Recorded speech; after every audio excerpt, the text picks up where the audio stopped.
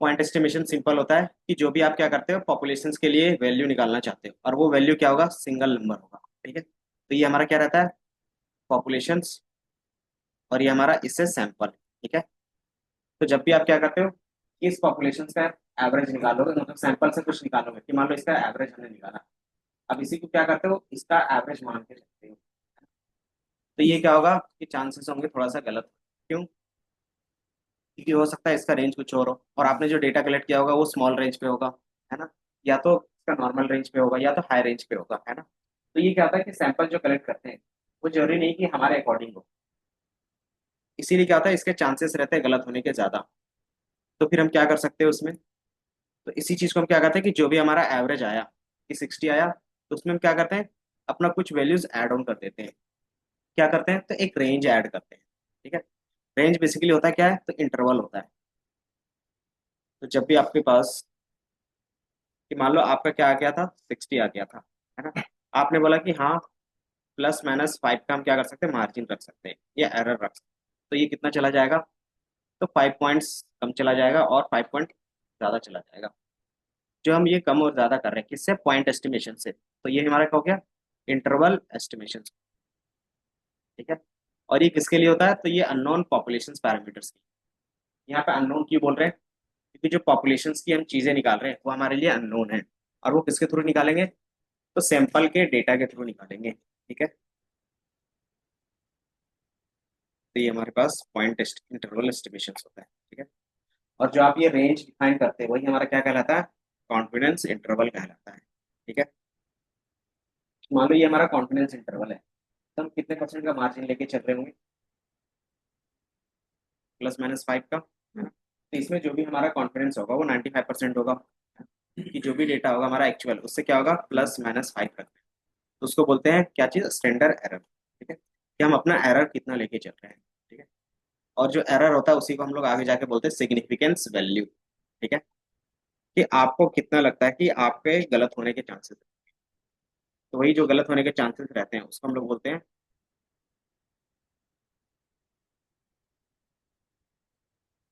Significance, significance value. ठीक है, और इस सिग्निफिकेंस वैल्यू हमेशा क्या होगा, कि जो भी हमारा सी आई होगा उसको 1 से माइनस करें। ठीक है, कि जो भी आपका कॉन्फिडेंस होगा उसमें से वो क्या करोगे, 1 से माइनस करोगे तो ऑटोमेटिकली क्या होगा, सिग्निफिकेंस वैल्यू आपको मिल जाएगा। ठीक है, तो मार्केट में आपको ज्यादातर सिग्निफिकेंस वैल्यू मिलता है, कॉन्फिडेंस इंटरवल ऑटोमेटिकली उसका क्या होता है, रिवर्स। ठीक है, सिग्निफिकेंस वैल्यू मतलब कि हमारे प्रोडक्ट में कितना एरर हो सकता है। ठीक है, अगर उसने बोला 5% का एरर चलेगा, उसके बेस पे क्या हो गया, 95 हो गया। अगर उसने बोला कि 1% का एरर चलेगा तो क्या होगा, 99 हो गया। अगर उसने बोला 10% का एरर चलेगा तो क्या रहेगा, कि हमारा 90% कॉन्फिडेंस रहेगा हमारे डेटा में। ठीक है, अब ये क्या रहता है, मार्केट के स्टैंडर्ड के हिसाब से डिसाइड होता है। ठीक है, कि किस फील्ड में कितना एरर चल सकता है ना।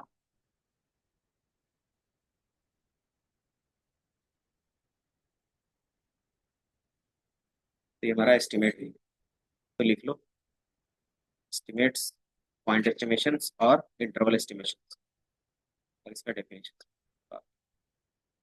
उसके बाद का सीएलटी देखेंगे।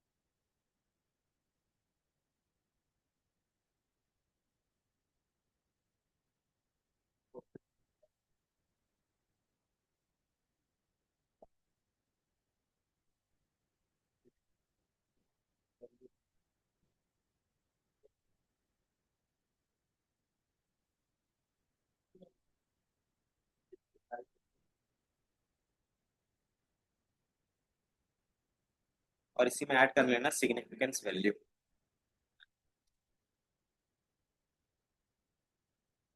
कोई नहीं, हाइपोथेसिस में ही लिख लेंगे फिर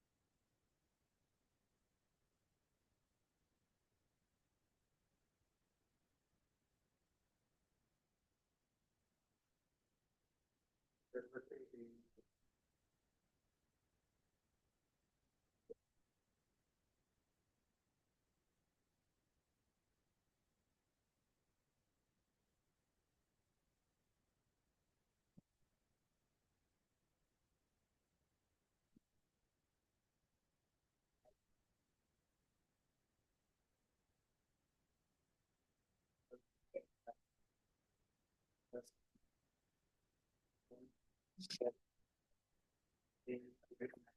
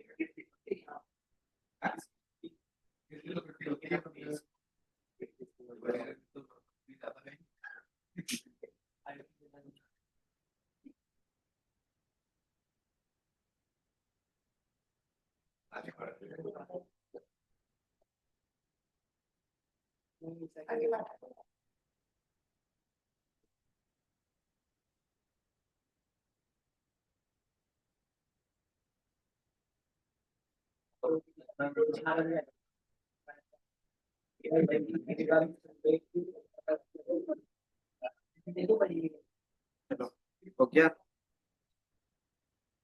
पॉइंट और इंटरवल ये रहा।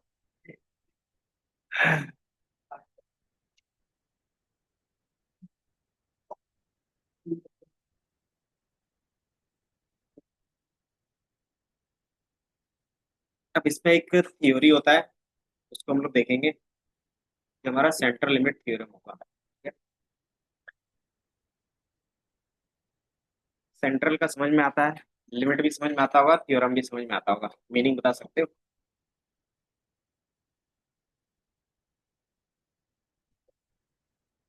हम्म।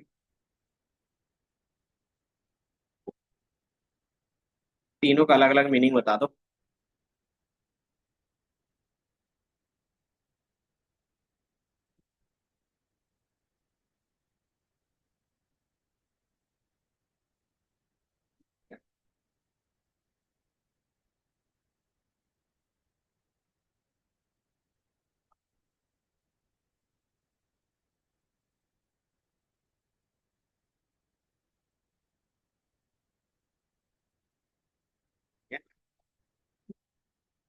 थ्योरम का मतलब क्या होता था, याद है ना? थ्योरम।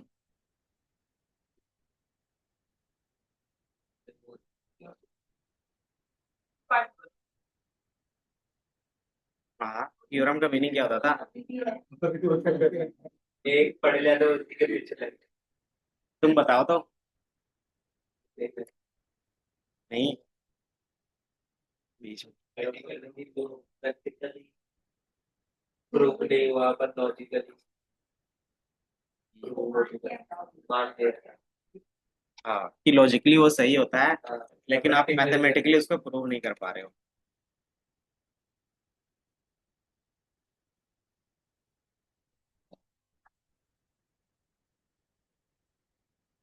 तो ये हमारा एक सेंट्रल लिमिट थ्योरम है, तो इसका हम एग्जांपल के थ्रू बताते हैं इसके बाद। ठीक है। अगर मान लो मेरे पास क्या है कि मुझे एक मेडिसिन बनानी है पूरे पॉपुलेशन के लिए। ठीक है। मतलब मान लो पूरे वर्ल्ड के लिए बनाना है कि एक डिजीज है उसके लिए स्पेसिफिक डिजाइन करना है। अब वो हमने मेडिसिन बनाया है, अब उसको टेस्टिंग के लिए मुझे क्या चाहिए, कुछ लोग चाहिए, है ना। तो वो कहाँ से लेंगे, ये पूरे पॉपुलेशन से लेंगे। तो इस तरीके से हम कितना सैंपल ले सकते हैं, एन नंबर ले सकते हैं। तो मान लो मैंने क्या किया, 5 यहाँ से सैंपल उठा लिए। ठीक है? इस तरीके से मैंने क्या किया, अलग अलग 4 5 सैंपल उठा लिए, और हर एक सैंपल में मैंने रख लिया 50 साइज का। ठीक है। हर एक सैंपल में कितने डेटा पॉइंट होंगे, मतलब कितने पीपल होंगे जिस पे एक्सपेरिमेंट होगा, 50 होंगे। ये रहेगा। देन अगर आप देखोगे ऑन एन एवरेज जो भी हमारा रिजल्ट आएगा, तो जितने भी हमारे पास डेटा पॉइंट्स हैं या फिर जो भी एक्सपेरिमेंट करने के बाद डेटा आया उसके बेसिस पे क्या होगा, क्या है कि एवरेज भी आ सकता है कि सैंपल वन का कुछ क्या होगा, एवरेज होगा। हाँ, तो सैंपल वन का कुछ एवरेज आएगा, इसी तरीके से सैंपल टू का भी कुछ एवरेज आएगा, इसी तरीके से सैंपल थ्री का भी कुछ एवरेज निकालोगे, और सैंपल फोर का भी कुछ एवरेज निकलेगा, और सैंपल फाइव का भी एवरेज। तो ये बार क्या हो गया कि हर एक सैंपल का मैंने एवरेज निकाला है, लेकिन मुझे क्या करना है इसके लिए कंक्लूजन निकालना है। तो कैसे कर सकते हैं, मैंने बोला कि जितने भी एवरेज है और जितने भी मीन निकला है उसका भी क्या कर सकते हैं, एक मीन निकाल सकते हैं। ये हमारा क्या होगा, मीन ऑफ मीन। तो ये जो मीन ऑफ मीन्स निकलता है,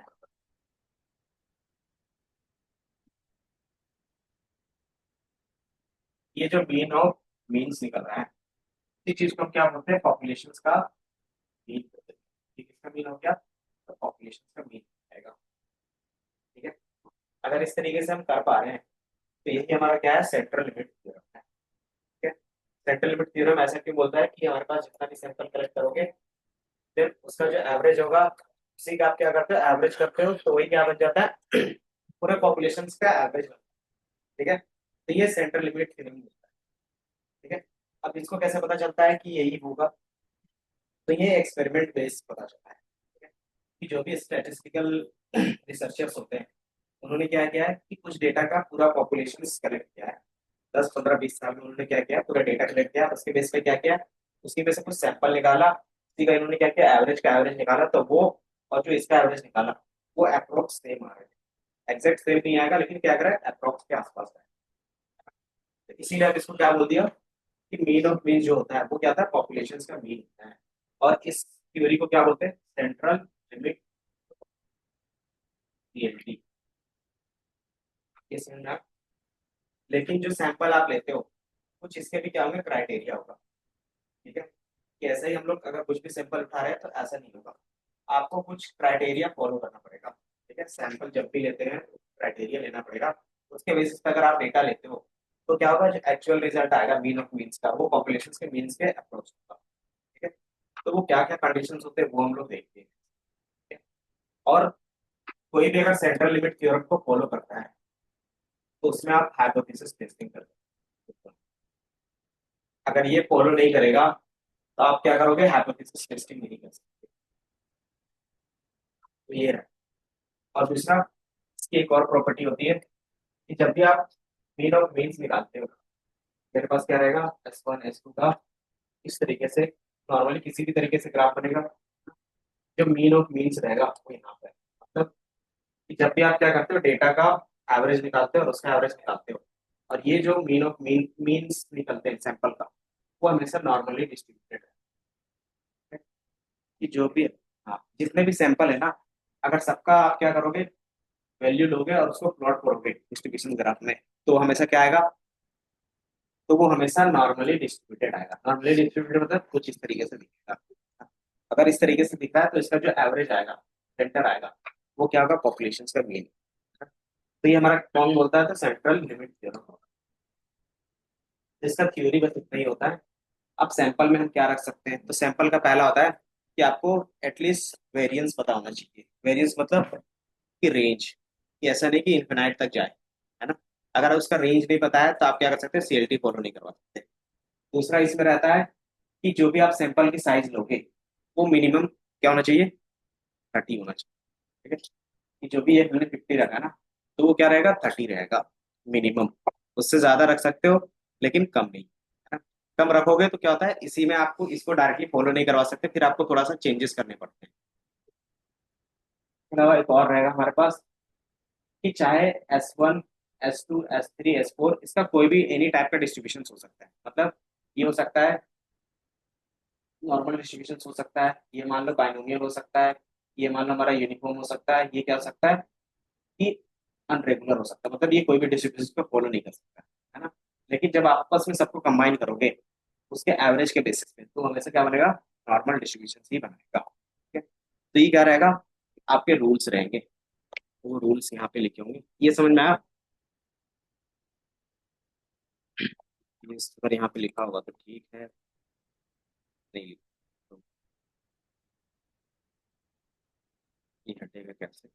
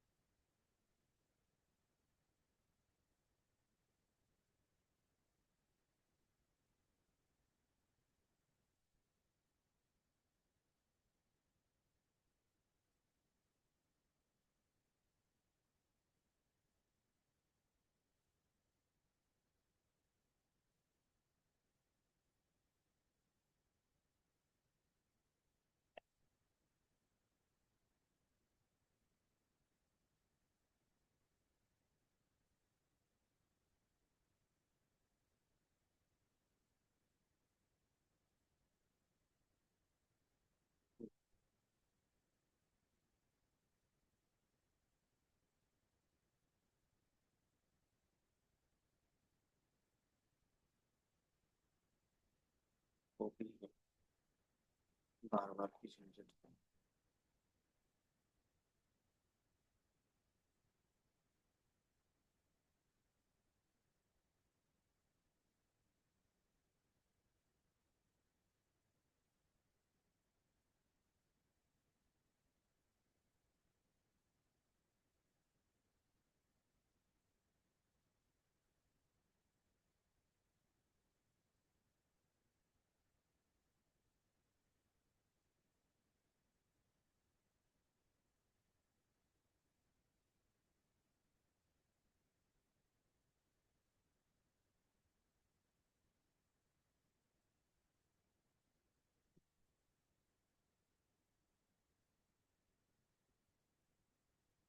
गंदा गहरा रंग।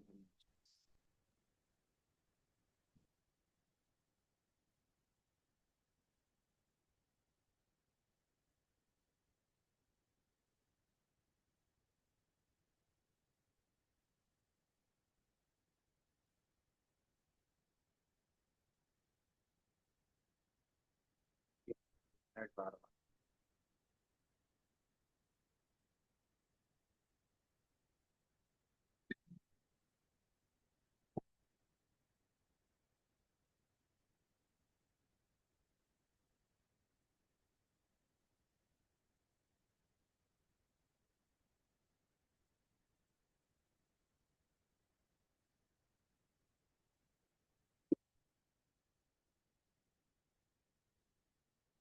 इमेज के बेस पे कुछ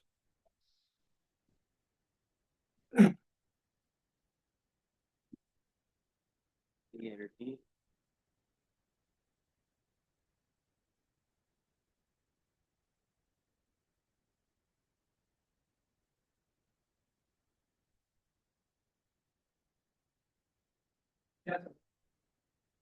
सेंट्रल लिमिट थ्योरम।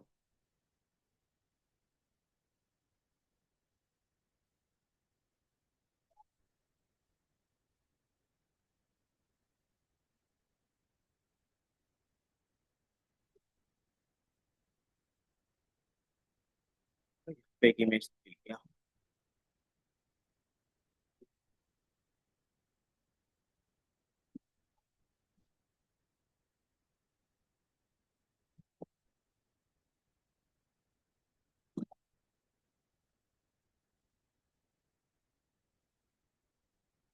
यहाँ पे एक इमेज भी मिल रहा है, तो इसी इमेज के बेस पे आप देख सकते हो कि जितना भी आप सैंपल लेते हो, sample 1, sample 2, sample 3, sample 4, sample 5, कि उनका डिस्ट्रीब्यूशन कुछ भी हो सकता है ना। लेकिन जब आप उसका एवरेज का क्या करोगे, मतलब उसके मीन का जब प्लॉटिंग करोगे, तो वो हमेशा क्या आएगा, नॉर्मली डिस्ट्रीब्यूटेड आएगा, है ना। और हर एक सैंपल का साइज आपको कितना रखना है, तो 30 रखना है। ठीक है, ग्रेटर देन और इक्वल टू 30। तब ये क्या आएगा कि हमेशा ये नॉर्मल डिस्ट्रीब्यूशन को फॉलो करेगा। ठीक है, यही चीज है जो सेंट्रल लिमिट थ्योरम बोलता है।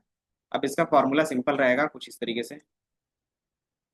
अगर आपको जेड स्कोर याद होगा, तो उसका फॉर्मूला और इसका फॉर्मूला एग्जैक्ट सेम होता है। थोड़ा सा डिफरेंस आएगा नंबर ऑफ डेटा पॉइंट्स के हिसाब से। जेड स्कोर का फॉर्मूला क्या था बता सकते हो, पिछले क्लास में बताया था। जेड स्कोर क्या था, याद है, यूज कहाँ था, है जेड स्कोर। कल ही बताया था। क्या बताया था, वो तो एग्जाम्पल दिया था। नॉर्मल डिस्ट्रीब्यूशंस और स्टैंडर्ड नॉर्मल डिस्ट्रीब्यूशंस दोनों में डिफरेंस क्या था, ये तो बताया था ना कल। हम्म, के साथ होती है और और उसका मीन और उसका वेरिएंस स्टैंडर्ड डेविएशन दोनों बन मीन, मीन जीरो जीरो होता है, जीरो होता है दोनों। स्टैंडर्ड डेविएशंस में क्या रहता है, स्टैंडर्ड नॉर्मल डिस्ट्रीब्यूशन में मीन जीरो होता है और स्टैंडर्ड, सॉरी, वन होता है ना। और हमारा क्या होता है, नॉर्मल में एनी नंबर हो सकता है ना। अब उस चीज को हम लोग कैसे कन्वर्ट कर रहे थे, नॉर्मल डिस्ट्रीब्यूशन से स्टैंडर्ड नॉर्मल में कैसे चेंज कर रहे थे, कि हमारे पास नॉर्मल डिस्ट्रीब्यूशन का डेटा था, उसको स्टैंडर्ड नॉर्मल में डिस्ट्रीब्यूट क्या कर रहे थे हम लोग, चेंज कर रहे थे। तो कैसे कर रहे थे, तो जेड स्कोर लगा के ही कर रहे थे। ठीक है, जेड स्कोर करता क्या है, तो जो भी हमारे पास डेटा पॉइंट होगा उसका मीन जीरो कर देगा और उसका स्टैंडर्ड डेविएशन सोल्व कर देगा। ठीक है, कैसे करता था, तो data point minus mu divided by standard deviation, ये कल किया था। तो इसी को क्या बोलते थे हम, जेड स्कोर। ठीक है, तो यहाँ पे देखोगे तो वही है कि data points minus mu divided by standard deviation. ठीक है, स्टैंडर्ड डेविएशन पर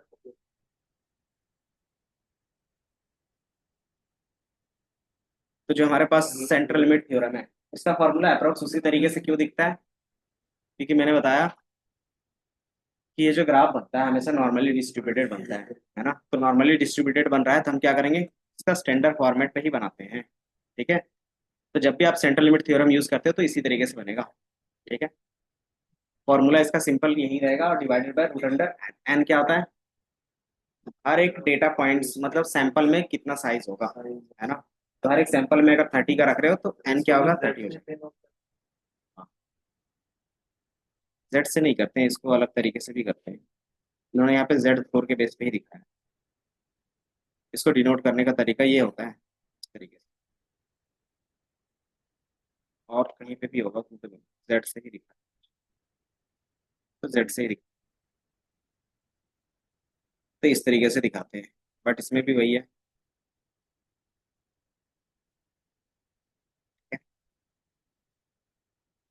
ये मीन हो गया, ये स्टैंडर्ड डेविएशन हो गया, एंड देन ये हमेशा क्या होगा, अप्रोक्स होगा नॉर्मली डिस्ट्रीब्यूटेड का। ठीक है, तो उसमें मीन होगा और स्टैंडर्ड डेविएशन का वैल्यू कुछ इस तरीके से दिखेगा। ठीक है, तो यहाँ पे अगर आप देखोगे एक्स बार हमारा क्या है, सैम्पलिंग डिस्ट्रीब्यूशन है जिसका मीन आपको निकालना है।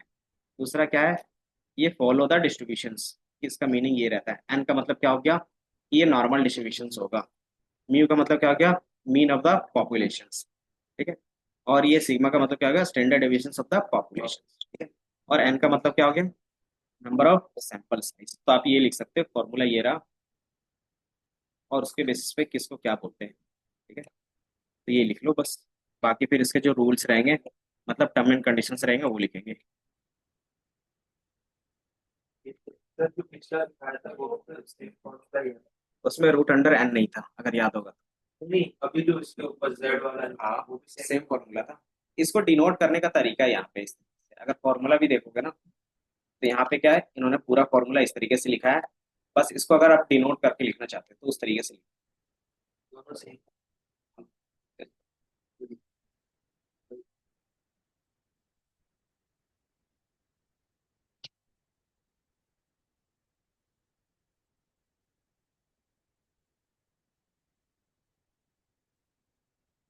कॉपी।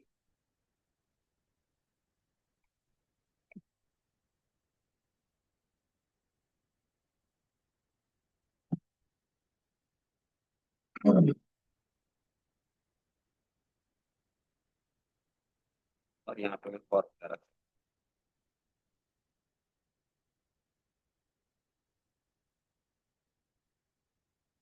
हूँ, जेड स्कोर के बेस पे ये रहा, और नॉर्मल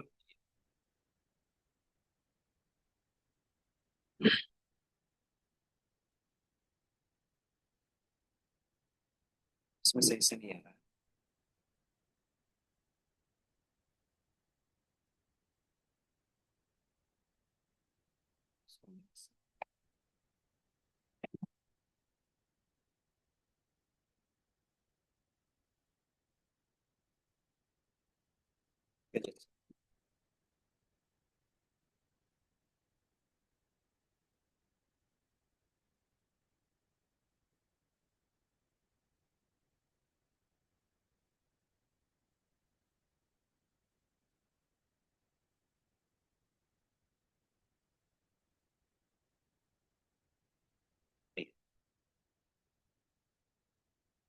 एक ही जगह पे दो मान लिया। हाँ, ये देखिए।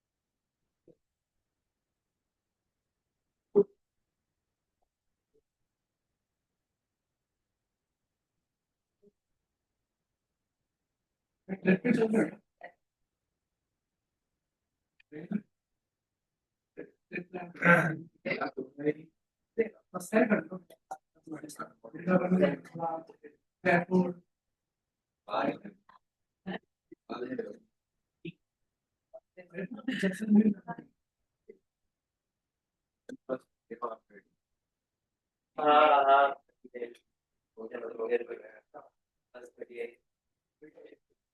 बस बढ़िया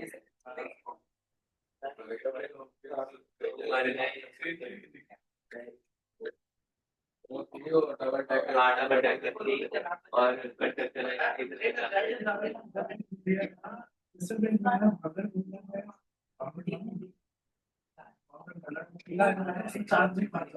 अब आगे जाने के लिए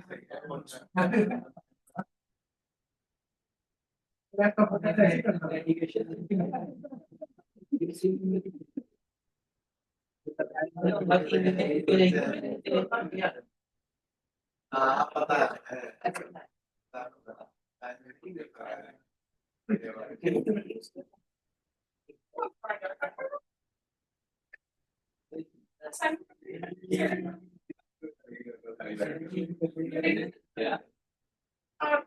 बनाने वाले तो सुनाने वाले यूज साइड में जाना यूट्यूब खुलेगा पहले नहीं पढ़ा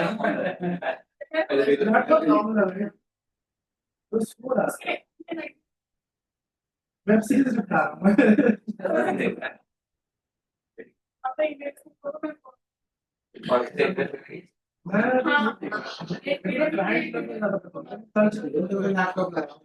फ्रॉम देख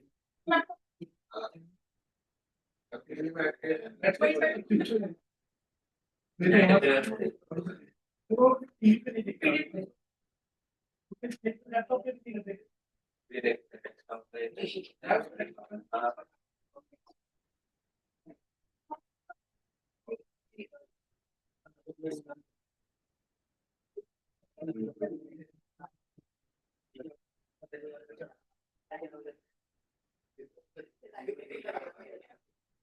लिखने क्या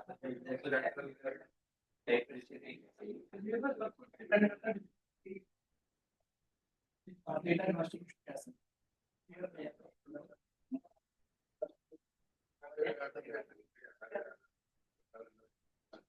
ये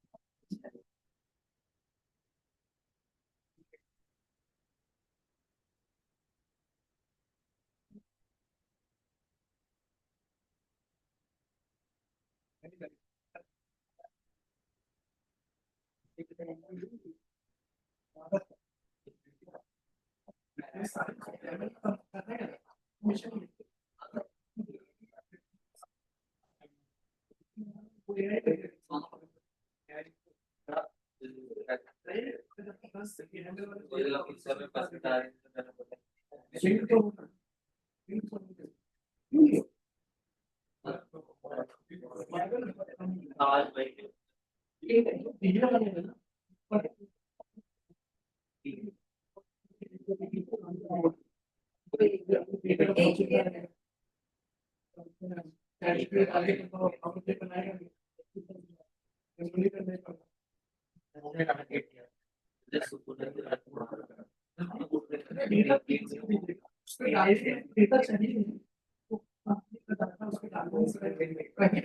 कुछ भी क्रिएट करने का डेटा देना पड़ेगा कंप्रोमाइज नहीं कर पाएंगे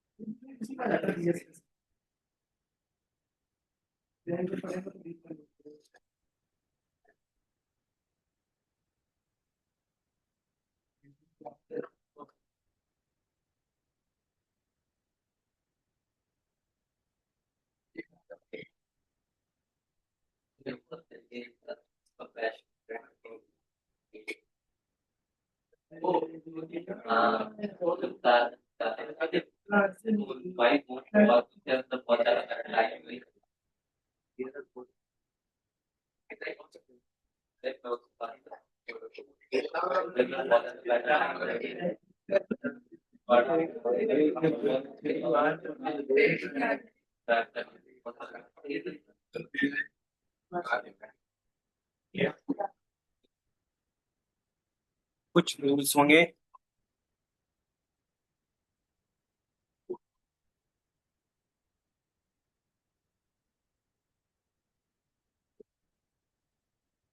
ये रहा, कंडीशंस क्या रहेगा सेंट्रल लिमिट थ्योरम का।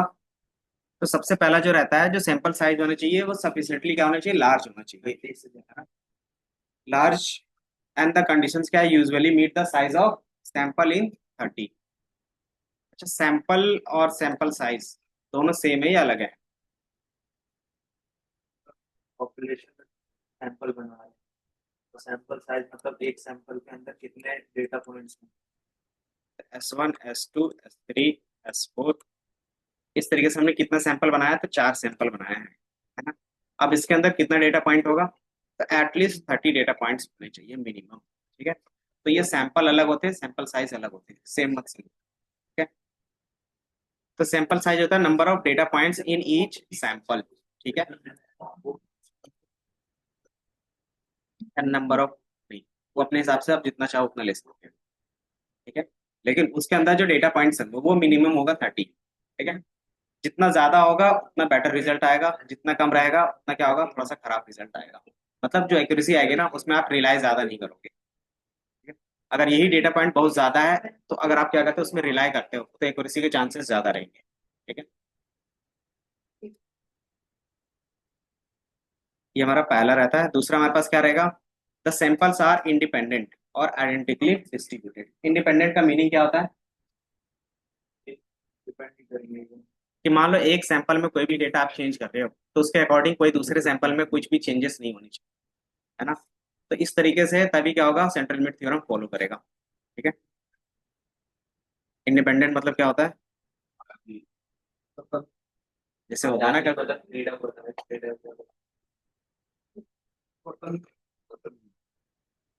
और ये किससे स्वतंत्र होगा, तो किसी दूसरे सैंपल से, है ना। उसका डिसीजन जो भी हो, मेरा डिसीजन अलग होगा उससे, सेम भी हो सकता है अलग भी हो सकता है, लेकिन क्या होगा उसके डिसीजन से मेरा डिसीजन कभी भी अफेक्ट नहीं होगा। ठीक है, तो वो रहता है इंडिपेंडेंट। अगर करना चाहे तो मतलब मेरे को सेम डेटा का जैसे जो पहले सेट में जो सैंपल में मेरा डेटा है, मैं चाहता हूँ उसमें चेंजेस के साथ साथ मेरा चौथे सेट का डेटा भी चेंज है, क्यों, क्यों? क्योंकि मुझे सिमिलर रखना है। तो जब सिमिलर ही रखना है तो 2 सैंपल क्यों रखेंगे? अगर दोनों में सिमिलर डेटा है, रिजल्ट भी सेम आएगा, तो 2 रखने से क्या फायदा है? क्या चीज,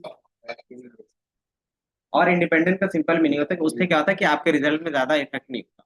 ठीक है, तीसरा जो इसमें आता है, the population distribution has a finite variance. इसका मीनिंग क्या होगा, 3 रूल्स होते हैं जो ये फॉलो करता है। फिनाइट वेरिएंस इसका क्या मीनिंग होगा,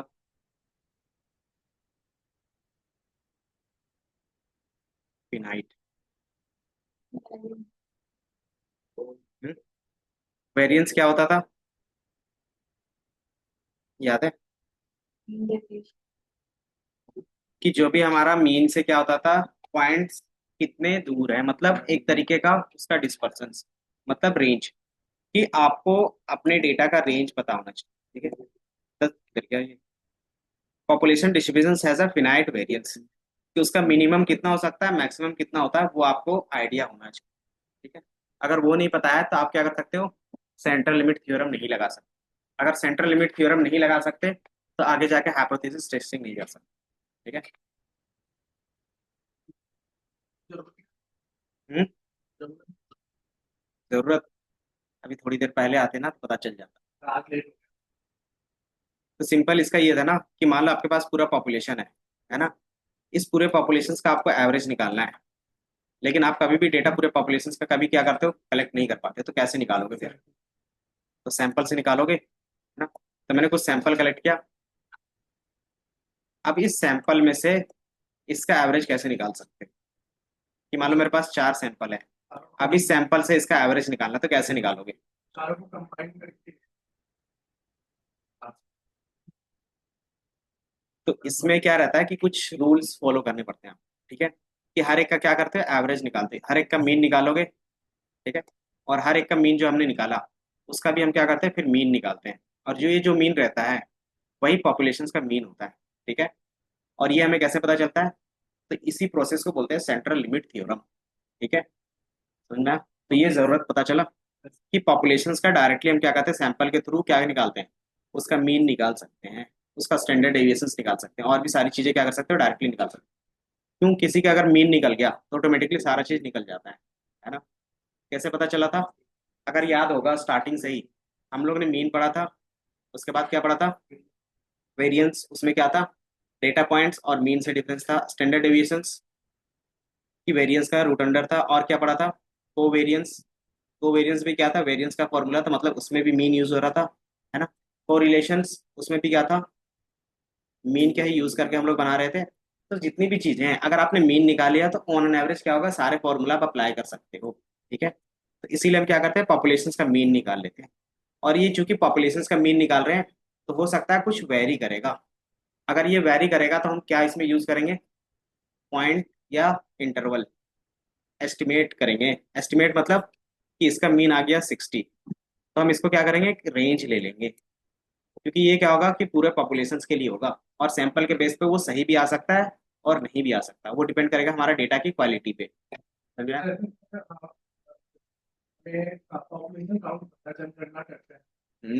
वो सैंपलिंग के थ्रू करते हैं या वो पॉपुलेशन अलग है, वो सिंपल पॉपुलेशन है। पॉपुलेशन का मतलब क्या होता है कि आप ईच एंड एवरी घर पे जाते हो एंड देन काउंट करते हो, तो इसीलिए उसको पॉपुलेशन बोलते हैं ना।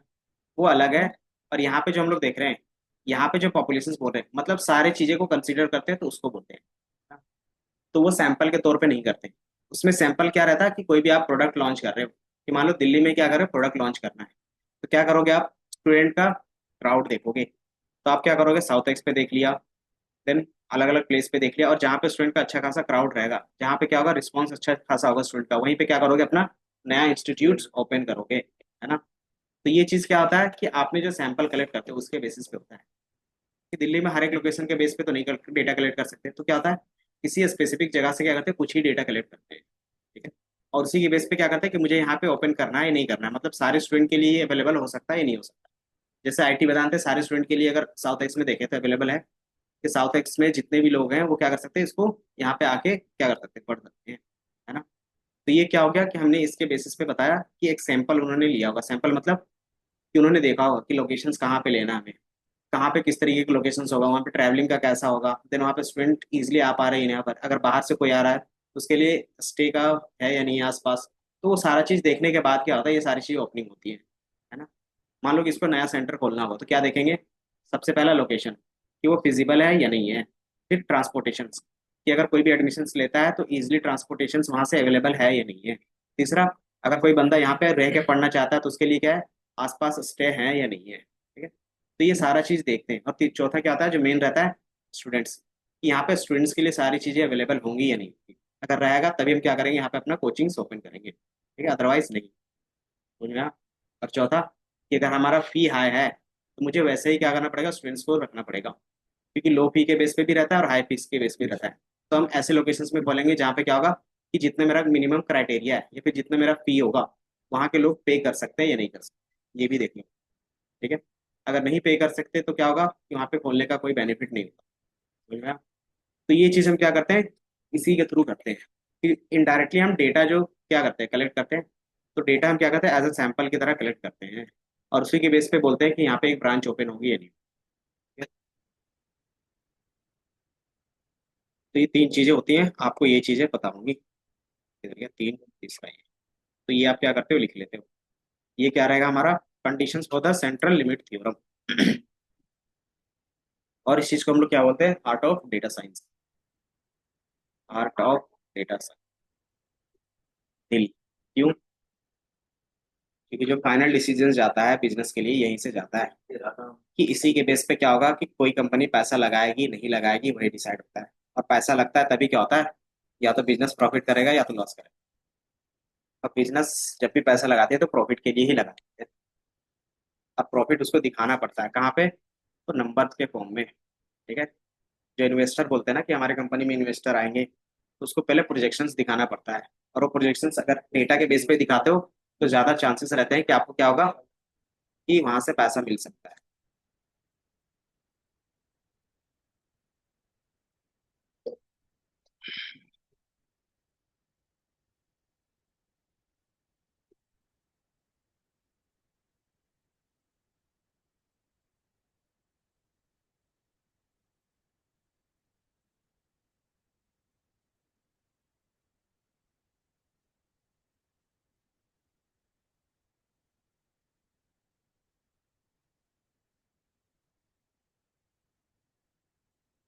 सिग्निफिकेंस, प्रैक्टिकल एप्लीकेशंस, assumptions, लिख लिया था।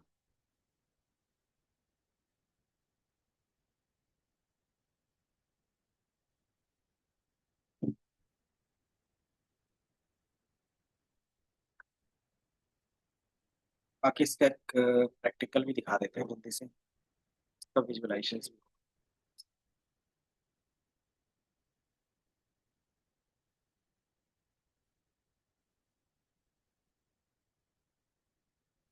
लिख लिया था। आप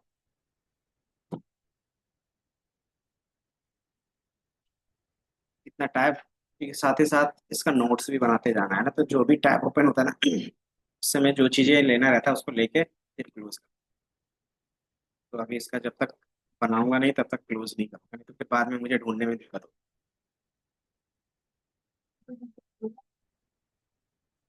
चल तो रहा है, दिख रहा है ना, चल तो रहा है।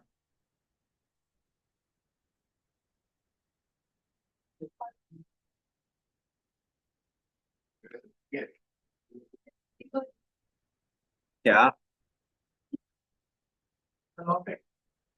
किस चीज का? कल सैटरडे? ठीक है। आप शुक्रवार आएंगे? कैसे काम कर सकते हम्म? हैं? दिक्कत क्या है? वो तुम छोड़ दो, तुम्हें पढ़ने से मतलब होना चाहिए अभी फिलहाल।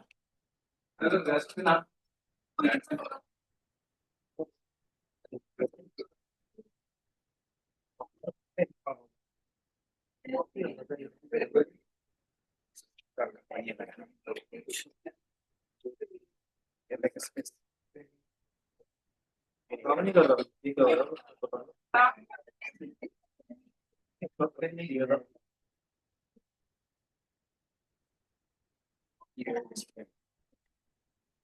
है।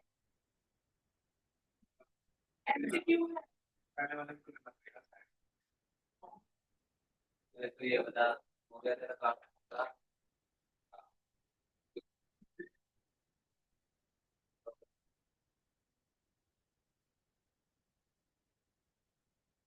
देखते हैं यार, पहले वाले जो, ठीक है।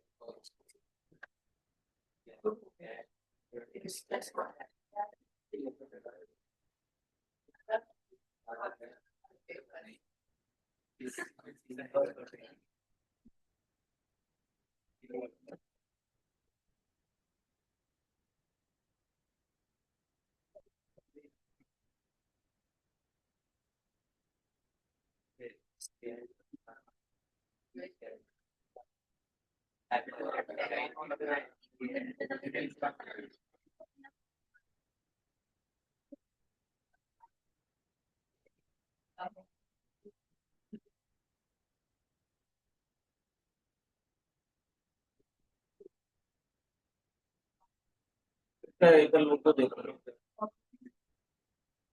वो तो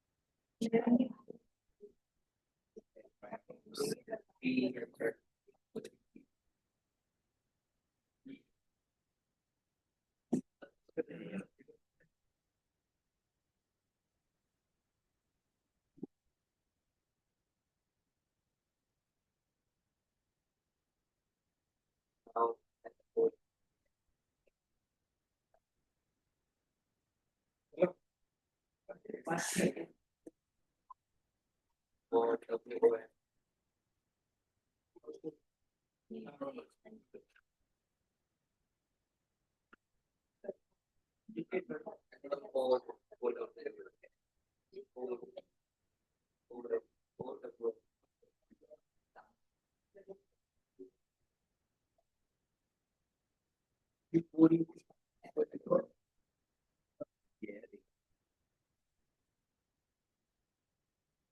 इसको खोलना है और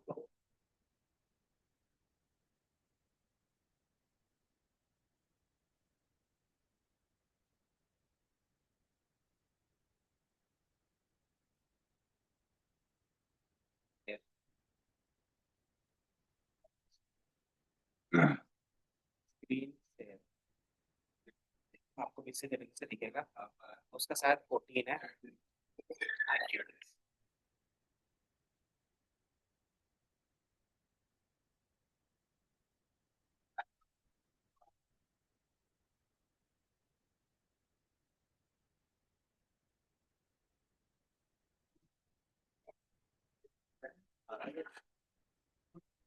पहले तो डायरेक्ट आ जाता था इवेंट डिस्प्ले लिखते थे ना तो पहला ही वेबसाइट रहता।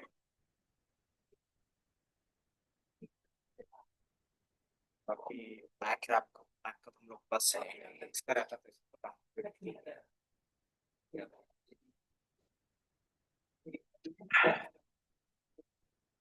तो एच टी एक्सेस है क्या?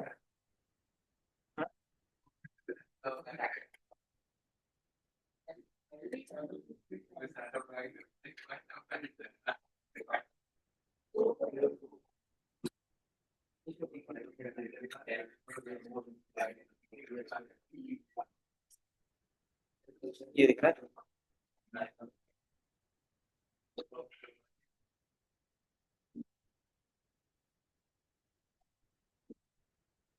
है यूएसबी डिस्प्ले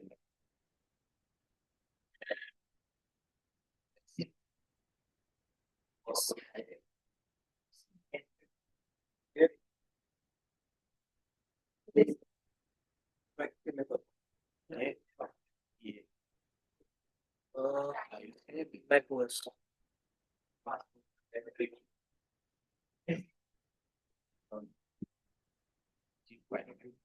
और बाकी कैसे इंस्टॉल करेंगे।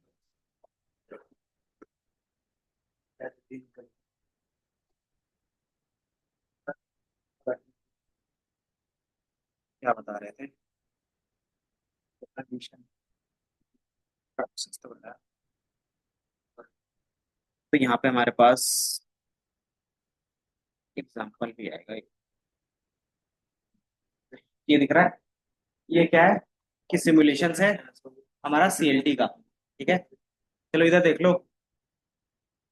यहाँ पे क्या है आपको एज अ सिमुलेशन दिखेगा कि आपके पास कोई भी डेटा हो सकता है पॉपुलेशन में।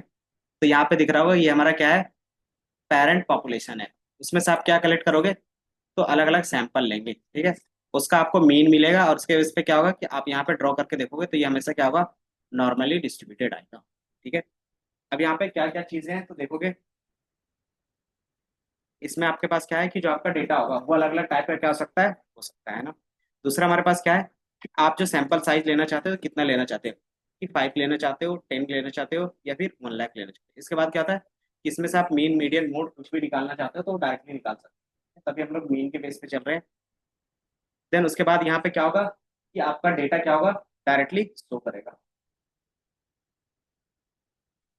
ये है क्या?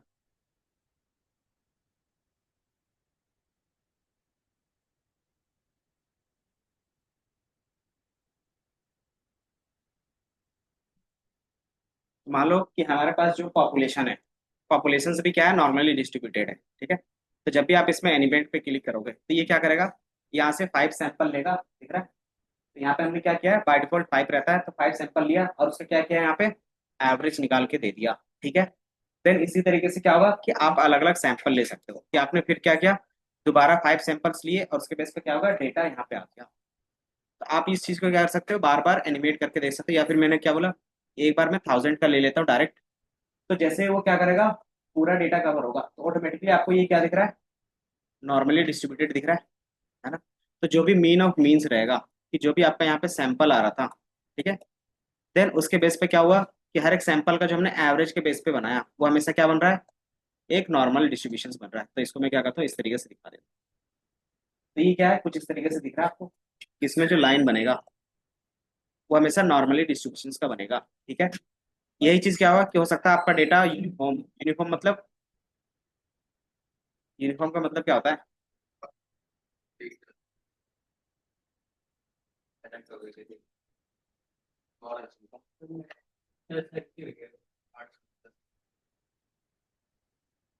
है। इसमें से क्या है कि आप अपने हिसाब से डेटा चेंज कर सकते हो, कि मान लो मेरा जो डेटा का डिस्ट्रीब्यूशन है वो मैं अपने हिसाब से रेंडमली चेंज कर दिया, ठीक है। तो ये क्या है, कुछ इस तरीके से रेंडम क्या है हमारा डेटा हो सकता है। अब उसी में हम क्या कर रहे हैं, सैंपल ले सकते हैं। तो हमने क्या किया कि सैंपल लिया, देन सैंपल के बेस पे क्या होगा, इसका एवरेज निकलेगा, ठीक है। अब एवरेज होगा तो क्या होगा, सी के बीच में आएगा।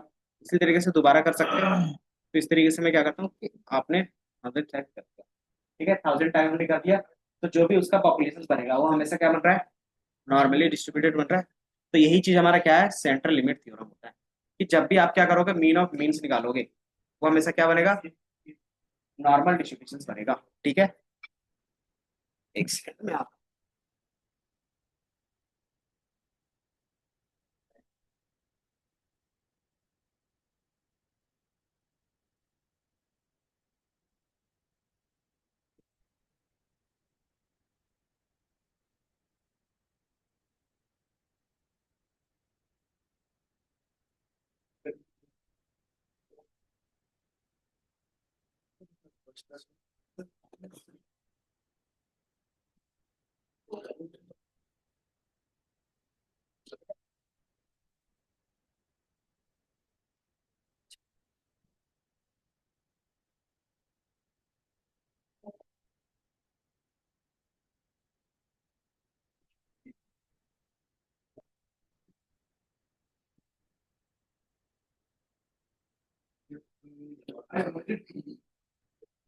It's not. Let's see. It happen.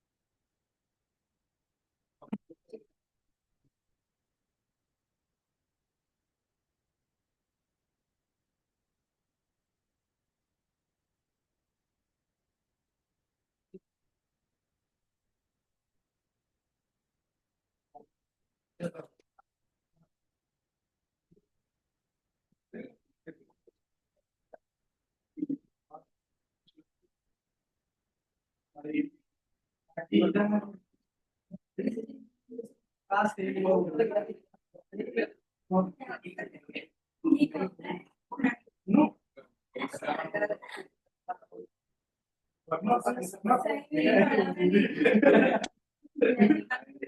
Switch मालिक का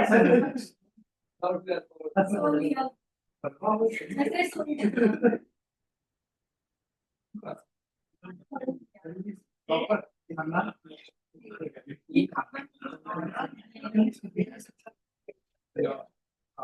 बोलना प्रॉपर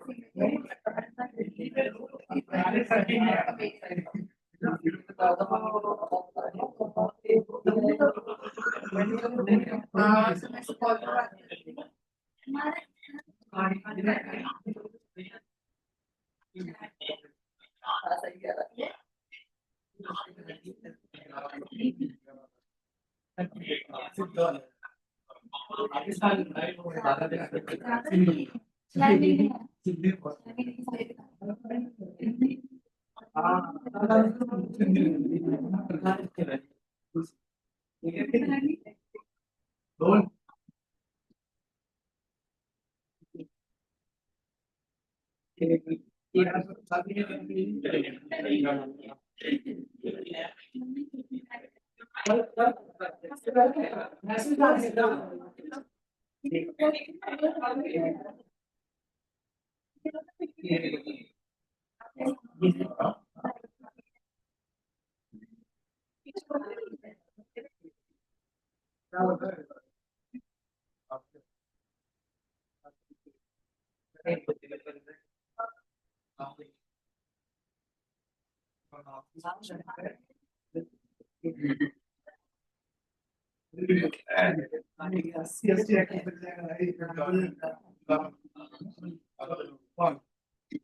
हिंदी पहले अपने काम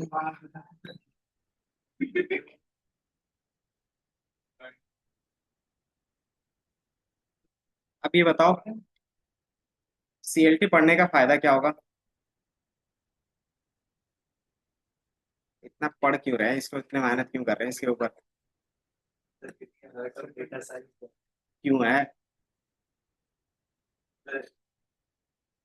आउटकम डिस्ट्रीब्यूटेड आउटकम। क्योंकि ये सैंपल के बेस पे पूरे पॉपुलेशन का आप क्या कर सकते हो, डिसीजंस ले सकते हो। ठीक है। और डेटा साइंस में क्या होता है, डेटा के बेस पे डिसीजंस ही लेना पड़ता है। ठीक है।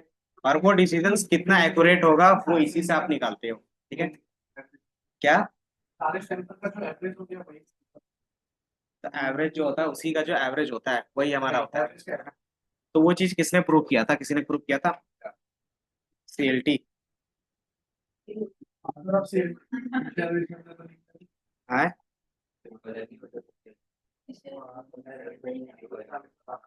इसका जो आप इंफॉर्मेशन देखोगे तो फिर विकिपीडिया में क्या चीज, रिसर्च से क्या आते हैं मैथमेटिशियंस, तो स्टैट्स के बेस पे अब्राहम ने उसकी स्टोरी तो पढ़ते नहीं होगे, फर्स्ट पेज में जो रहता था, वो आता नहीं लेकिन उसी से पता चलता था कि उस चैप्टर का हम रियल वर्ल्ड में कहाँ पे यूज करते हैं। जो पहला पेज होता था ना, वो बताता था कि जो आप पढ़ने वाले हो वो क्यों पढ़ने वाले हो, और वही चीज हम मिस करते थे। हम्म। नहीं। पता है हमारा फाइव सेक्शन में जाएंगे 40 और 40 में एमसीक्यू रहते हैं आज ज्यादा चैप्टर है ना हमें तो पता ही नहीं था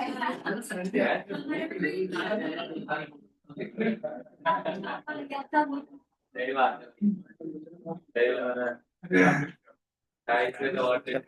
तो ऐसा कुछ इस पे लिखा हुआ नहीं है बस। चलो इधर देख लो अब, क्या नाम है, शिवम, इधर देखो। और कॉन्सेप्ट आपको पता चल गया। अब इसका यूज केस जो होगा वो किस लिए रहेगा, तो यहाँ पर अगर देखोगे तो आपको टेस्टिंग के नेम्स दिख रहे हैं, such as t test, ANOVA test, है ना। तो ये क्या करता है, उसको एक फाउंडेशंस प्रोवाइड करता है कि आप इसमें ये टेस्ट परफॉर्म कर सकते हो नहीं कर सकते, इसी के थ्रू डिसाइड होता है ना। तो जब भी हम हाइपोथेसिस टेस्टिंग करते हैं तो सबसे पहला उसका क्या होता है कि हम मान के चलते हैं कि वो सीएलटी थ्योरम को फॉलो करता होगा। ठीक है। मान के चलना पड़ता है, तभी क्या होता है हाइपोथेसिस टेस्टिंग का जो रिजल्ट आता है उसमें आप क्या करते हो, ऑथेंटिकेटेड होते हो। ठीक है। अगर वो नहीं होता है तो हम क्या करते हैं, तो वो चीजें फिर गलत भी हो सकती है। ठीक है। तो ये मान के भी चलते हैं। और दूसरा क्रॉस चेक भी कर लेते हैं। क्रॉस चेक कैसे करेंगे, तो जिस तरीके से सीएलटी हम लोग चेक कर रहे थे उसी तरीके से होगा। ठीक है, फॉर्मूला। अब इसके बेस पे जो आपका चलेगा वो रहता है आपका हाइपोथेसिस का। ठीक है, कि सीएलटी क्या रहता है कि आप एज्यूम करके चलते हो कि हमारे ये सारी चीजें होंगी, अब उसी के बेस पे क्या होगा, हाइपोथेसिस टेस्टिंग होगा। ठीक है, हाइपोथेसिस का मीनिंग क्या होता है बता सकते हो? बाकी टेस्टिंग में तो बाद में जाएंगे। हाइपोथेसिस का मीनिंग क्या होता है?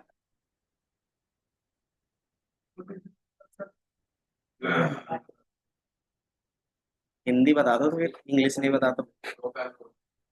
दो पैर। एक होता है ना कि मान लेना है पैसा। हाँ, हाँ हाइपोथेटिकल। हाँ।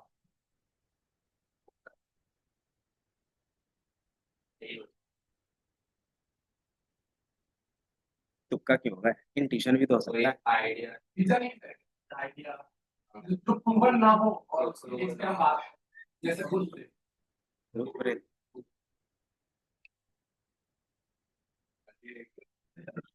जैसे मैथ्स में कोई भी चीज प्रूव करते थे तो क्या हम करते थे, एक्स इक्वल टू दिस मान के चलते थे। वाई लेट है, तो लेट के बेस पर हम क्या करते थे, चीजें मान के चलते थे। क्या नाम है, युवराज? चलो इधर देखो, तो हम लोग स्टार्टिंग में कोई भी चीज मान के क्यों चलते हैं? क्योंकि हमें स्टार्टिंग में क्या होता है कि वो चीज सही है गलत है हमें नहीं पता होता। फिर वो क्या होता है, कोई प्रूव करके बताता है, तब हमें क्या पता चलता है कि वो सही था। है ना, अगर वो प्रूफ रॉन्ग कर देता है तो क्या करते हैं कि हाँ जो आप बोल रहे थे वो गलत था। है ना, जैसे बचपन में भी रहता है कि क्या रहता है, पेड़ के नीचे भूत रहते हैं, बचपन में मान के चलते थे, अभी भी।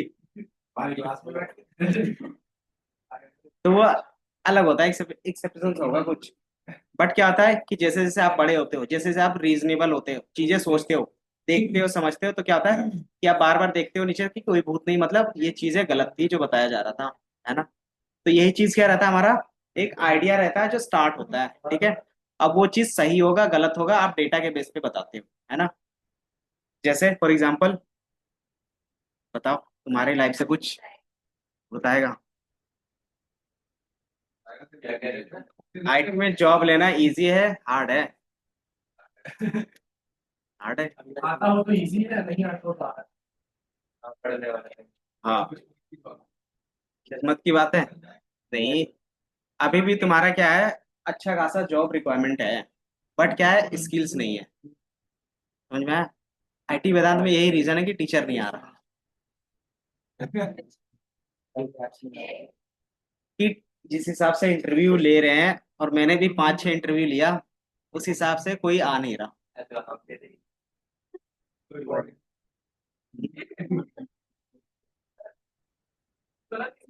बेसिक लेवल पे। सर मुझे ना टीचर का रोल बहुत ही अलग होता है, अगर नॉलेज का काम की वो, लेकिन पढ़ाने का तरीका का तो हाँ, पहला वो होता है टीचिंग मेथोडोलॉजी, और दूसरा कि अगर उसको वो चीज नहीं आ रही है तो वो आगे सीख के पढ़ा सकता ही नहीं पढ़ा सकता। ये चीज, दो चीज चेक करते हैं। है ना, सब कुछ जानना। तो वो चीज क्या होता है, अभी किसी में नहीं मिल रहा। हम्म, नहीं चलेगा। एटलीस्ट उसको बेसिक होना चाहिए। ठीक है, बेसिक लेवल पर रहेगा तो चांसेस रहेंगे कि उसका हो जाता है। कब तक रहेगा? 2-4 दिन। ऐसे हो और नहीं, देखो पहला स्टेज में ही पता चल जाता है, अगर मैं उसको भेज भी देता हूँ आगे स्टेज के लिए, मतलब थर्ड या फोर्थ राउंड के लिए, तो वहां पे ऑटोमेटिकली रिजेक्ट होगा। क्यों? आईटी के साथ में कितना स्टेज? 4। मैक्सिमम कितने तक है? कौन? आप कह रहे हो मैंने जिसका लिया है वो फर्स्ट, लास्ट, और एक एक ही गया था जो सेकंड स्टेज तक गया था, बाकी सब फर्स्ट स्टेज में पहला ही स्टेज cancel। है। पहला मैं टीचिंग देख रहा था, और कि उनको एमएल के बेसिस पे आता है या नहीं आता है कुछ। ठीक है, दो चीजें थी।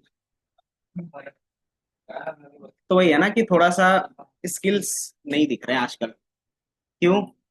क्योंकि इंटरव्यू में बोलना पड़ता है ना, तुम्हें कितना भी आता हो मुझे नहीं पता, लेकिन तुम बोल पा रहे हो वहां पे जितना भी आ रहा है तो समझ में आता है ना। बेसिक लाइन में ये भी क्योंकि हम भी क्या करते हैं आजकल, जितने भी लोग होते हैं, इवन जैसे मुझे भी रहता है, कुछ भी चीजें रहता है चैट जीपीटी जल्दी कर लेते हैं। क्यों? क्योंकि मेरे पास ऑप्शन है वो, है ना।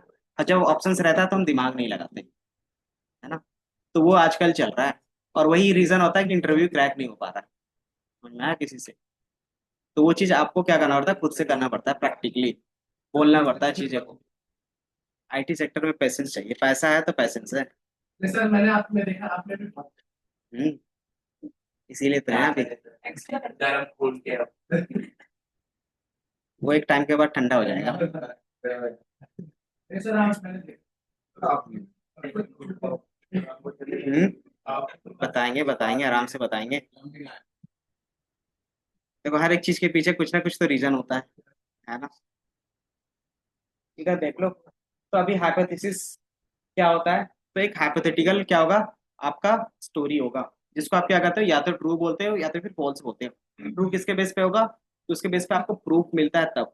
अगर उसके बेस पे कोई भी प्रूफ नहीं मिल रहा तो आप क्या बोलते हो कि ये फॉल्स है ना। तो हाइपोथेसिस भी यही करता है, इसका काम बस इतना ही है। लेकिन आप जो टेस्टिंग करते हो वो किसके बेसिस पे होगा, है ना। कि कुछ भी अगर आप सैंपल कलेक्ट कर रहे हो, अब सैंपल में हमें क्या परफॉर्म करना है वो कैसे पता चलेगा। तो वो डेटा किस टाइप का है उसी के अकॉर्डिंग क्या होता है, अलग अलग टेस्टिंग चेंज होते हैं। तो इसमें कुछ स्टेज होते हैं, आप बोल सकते हैं स्टेप्स, ठीक है। तो हाइपोथेसिस टेस्टिंग में क्या होते हैं, 4 स्टेप्स होते हैं। जो पहला होता है उसको हम लोग बोलते हैं नल हाइपोथेसिस, ठीक है, जिसको एच नॉट भी बोलते हैं या फिर H0, ठीक है। नल हाइपोथेसिस का सिंपल मीनिंग होता है जो आप एज्यूम करके चल रहे हो, है ना। स्टार्टिंग में हम जो मान के चलते हैं वो हमारा क्या रहता है, नल हाइपोथेसिस रहता है ना। तो फिर क्या होगा कि जो हम मान के चल रहे हैं या तो वो सही होगा या तो गलत होगा, है ना। तो नल हाइपोथेसिस का जो अल्टरनेटिव होगा, मतलब हम लोग जो मान के चल रहे हैं वो अभी सही मान के चल रहे हैं, तो उसका अल्टरनेटिव क्या होगा कि वो चीज गलत होगी, है ना। तो जो भी आप कंडीशंस लेके चलते हो उसका रिवर्स क्या होता है, अल्टरनेटिव होता है, ठीक है। जिसको हम लोग बोलते हैं अल्टरनेटिव हाइपोथेसिस या फिर H1, ठीक है। तो ये दो होंगे। तीसरा कि आपने मान के तो चल लिया और उसके बेसिस पे उसका रिवर्स क्या होगा वो भी आपने देख लिया। अब उसके बेस पे क्या करते हैं, एक्सपेरिमेंट करते हैं, ठीक है। एक्सपेरिमेंट मतलब कि अब वो चीजें प्रूव करने के पीछे पड़ जाते हो, है ना। डेटा कलेक्ट करते हैं, उसके बेसिस पे क्या होता है, सारे एविडेंस कलेक्ट करते हैं, और उसके बेसिस पे क्या रहता है, हम आगे प्रूव करते हैं। देन जैसे आप क्या करते हो, डेटा कलेक्ट कर लेते हो, एक्सपेरिमेंट कर लेते हो, फिर क्या करते हैं हम लोग, कंक्लूजन, ठीक है। कंक्लूजन में क्या होगा, या तो आप क्या करते हो, नल हाइपोथेसिस को एक्सेप्ट करोगे या तो उसको रिजेक्ट करोगे, कि आप जो मान के चल रहे थे वो सही होगा या तो जो आप मान के चल रहे थे वो क्या होगा, गलत होगा। उसको यहाँ पे लिखने का तरीका ये रहता है बस, कि एक्सेप्ट द नल हाइपोथेसिस और रिजेक्ट द नल हाइपोथेसिस। अगर हम रिजेक्ट कर रहे हैं तो क्या होगा, ऑटोमेटिकली जो अल्टरनेटिव है वो एक्सेप्ट हो जाएगा, क्योंकि नल हाइपोथेसिस को हमने क्या किया, रिजेक्ट कर दिया। तो पहले वाले को रिजेक्ट करेंगे तो क्या होगा, दूसरा वाला ऑटोमेटिकली क्या होगा, आ जाएगा, एक्सेप्ट हो जाएगा। तो ये 4 स्टेप्स होते हैं हमेशा, ठीक है। तो यहाँ पे देखोगे तो एक एग्जाम्पल दिया है, सिंपल पर्सन क्राइम का, ठीक है। पर्सन क्राइम का क्या रहता है कि हम लोग स्टार्टिंग में क्या मान के चलते हैं कि ये पर्सन इज नॉट गिल्टी, जब तक प्रूफ नहीं होता, है ना। देन फिर उसका रिवर्स क्या होगा कि नल हाइपोथेसिस क्या बनेगा कि the person is not guilty, है ना। देन उसका अल्टरनेटिव क्या होगा, द पर्सन इज गिल्टी। अब उसके बाद फिर आप क्या करते हो, तो यहाँ पे प्रूफ कलेक्ट करते हो, ठीक है। जो आपका अपोजिट होगा वो क्या प्रूफ कलेक्ट करेगा कि आप गिल्टी हो, और आप क्या करोगे कि आप गिल्टी नहीं हो वो प्रूफ करोगे, है ना? तो आप प्रूफ कलेक्ट करते हो, जैसे उन्होंने एग्जांपल दिया कि डीएनए हो गया, टेस्ट हो गया, फिंगरप्रिंट्स हो गए, अदर जो भी चीजें होंगी, प्रूफ, कैमरा रिकॉर्डिंग हो गया, वो सारी चीज क्या करते हो, आप सामने रखते हो, है ना। तो जैसे आप सामने रखते हो तो जिसकी क्या रहेगी, हर एक दोनों के पास क्या होगा, कुछ ना कुछ प्रूफ होगा। अब जिसका प्रूफ क्या होगा, ज्यादा होगा, स्ट्रांग होगा, वही क्या रहेगा, आपका सही रहेगा, है ना। तो उस पर क्या देखते हो कि जिसकी प्रोबेबिलिटी वैल्यू ज्यादा होगी, जिसमें एरर कम होंगे, वही हमारा क्या होगा, रियल हो जाएगा। और जैसे वो हो जाएगा उसके बेस पर आप क्या करते हो, एक्सेप्ट कर लेते हो, ठीक है। अगर मान लो आपके फेवर में क्या है, ज्यादा एविडेंस है, तो क्या करते हो कि एक्सेप्ट कर लेते हो नल हाइपोथेसिस, मतलब आप गिल्टी नहीं हो, है ना। अगर आपके फेवर में ज्यादा क्या है, डेटा नहीं आ पाया या फिर प्रूफ ज्यादा कलेक्ट नहीं हो पाया, तो आप क्या करते हो कि आपको रिजेक्ट किया जाता है, मतलब आप क्या हो, गिल्टी हो। एंड देन क्या होता है फिर, 10 साल की सजा, है ना। तो जो हम लोग यहाँ पे एक्सपेरिमेंट कर रहे हैं ये एक्सपेरिमेंट यहाँ पे क्या था कि नॉर्मली रियल वर्ल्ड एग्जांपल की तरह दिखा रहे थे, लेकिन यहाँ पे जो करोगे किस पे करोगे, तो आपको जो एक्सेल डेटा दिया जाएगा, मतलब इस तरीके से जो सीट रहता है उसमें आपको परफॉर्म करना रहता है, ठीक है।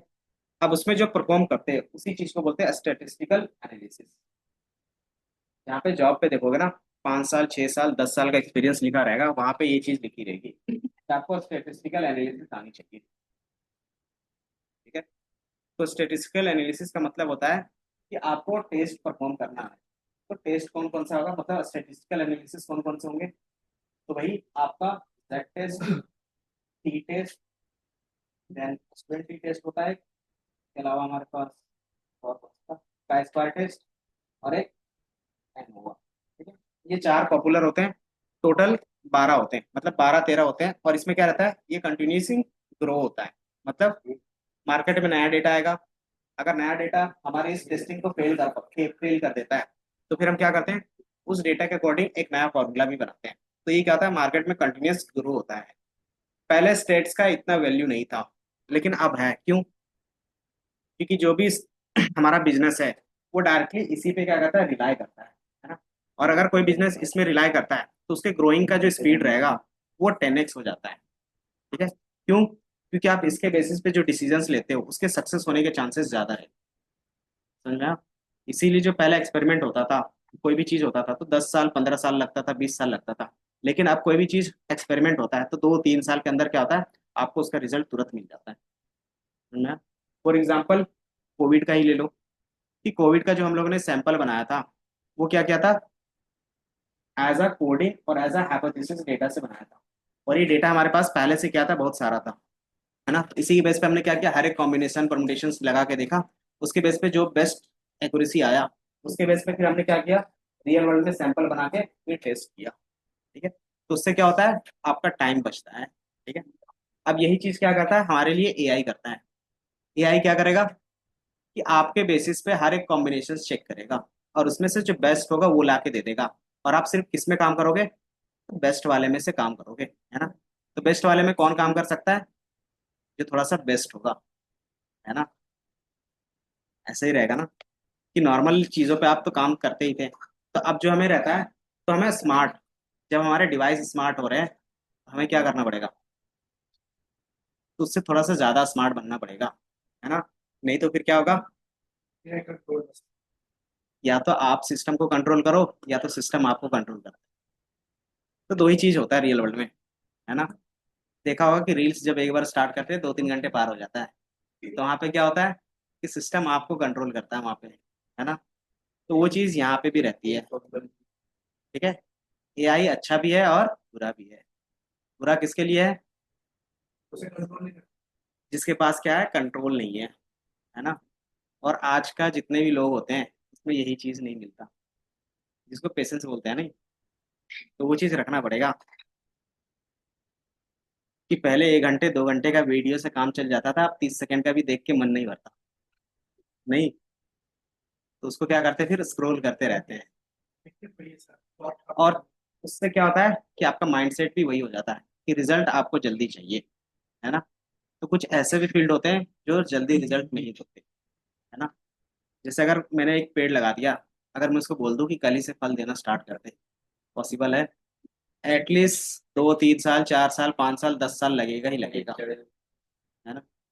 आज क्या चीज, मतलब वो चाइनीज बाम्बू होता है, उसकी स्टोरी सुनाते थे। अच्छा ठीक है। हम्म, इसमें यहाँ पे एक एग्जांपल है, ये देखो, यहाँ पे एक सिंपल एग्जांपल है कॉलेज के बेस पे, ठीक है। कि एक डिस्ट्रिक्ट है, मतलब एक स्टेट में क्या है, एक डिस्ट्रिक्ट है जहाँ पे क्या है कि एवरेज पासिंग मार्क्स क्या है स्कूल्स का, वो 85% है, ठीक है। ये दिख रहा है कि वहाँ पे जितने जितने भी वहाँ पे कॉलेजेस हैं, उसका जो स्टार्टिंग क्या है, पासिंग परसेंटेज है, वो 85% है, ठीक है। अब क्या है कि वहाँ पे आप एक नया कॉलेज ओपन करना चाहते हो, ठीक है। अब जैसे वो नया कॉलेज ओपन होता है, अब आपको बताना है कि उसकी भी जो पासिंग मार्क्स होंगे वो हमारे एवरेज के आसपास होगा या नहीं होगा। तो बाय डिफॉल्ट क्या है यहाँ पे, तो आप क्या करते हो, एक न्यू कॉलेज ओपन होता है सेम डिस्ट्रिक्ट पे, और उसमें क्या करते हैं हम लोग, सैंपल लेते हैं।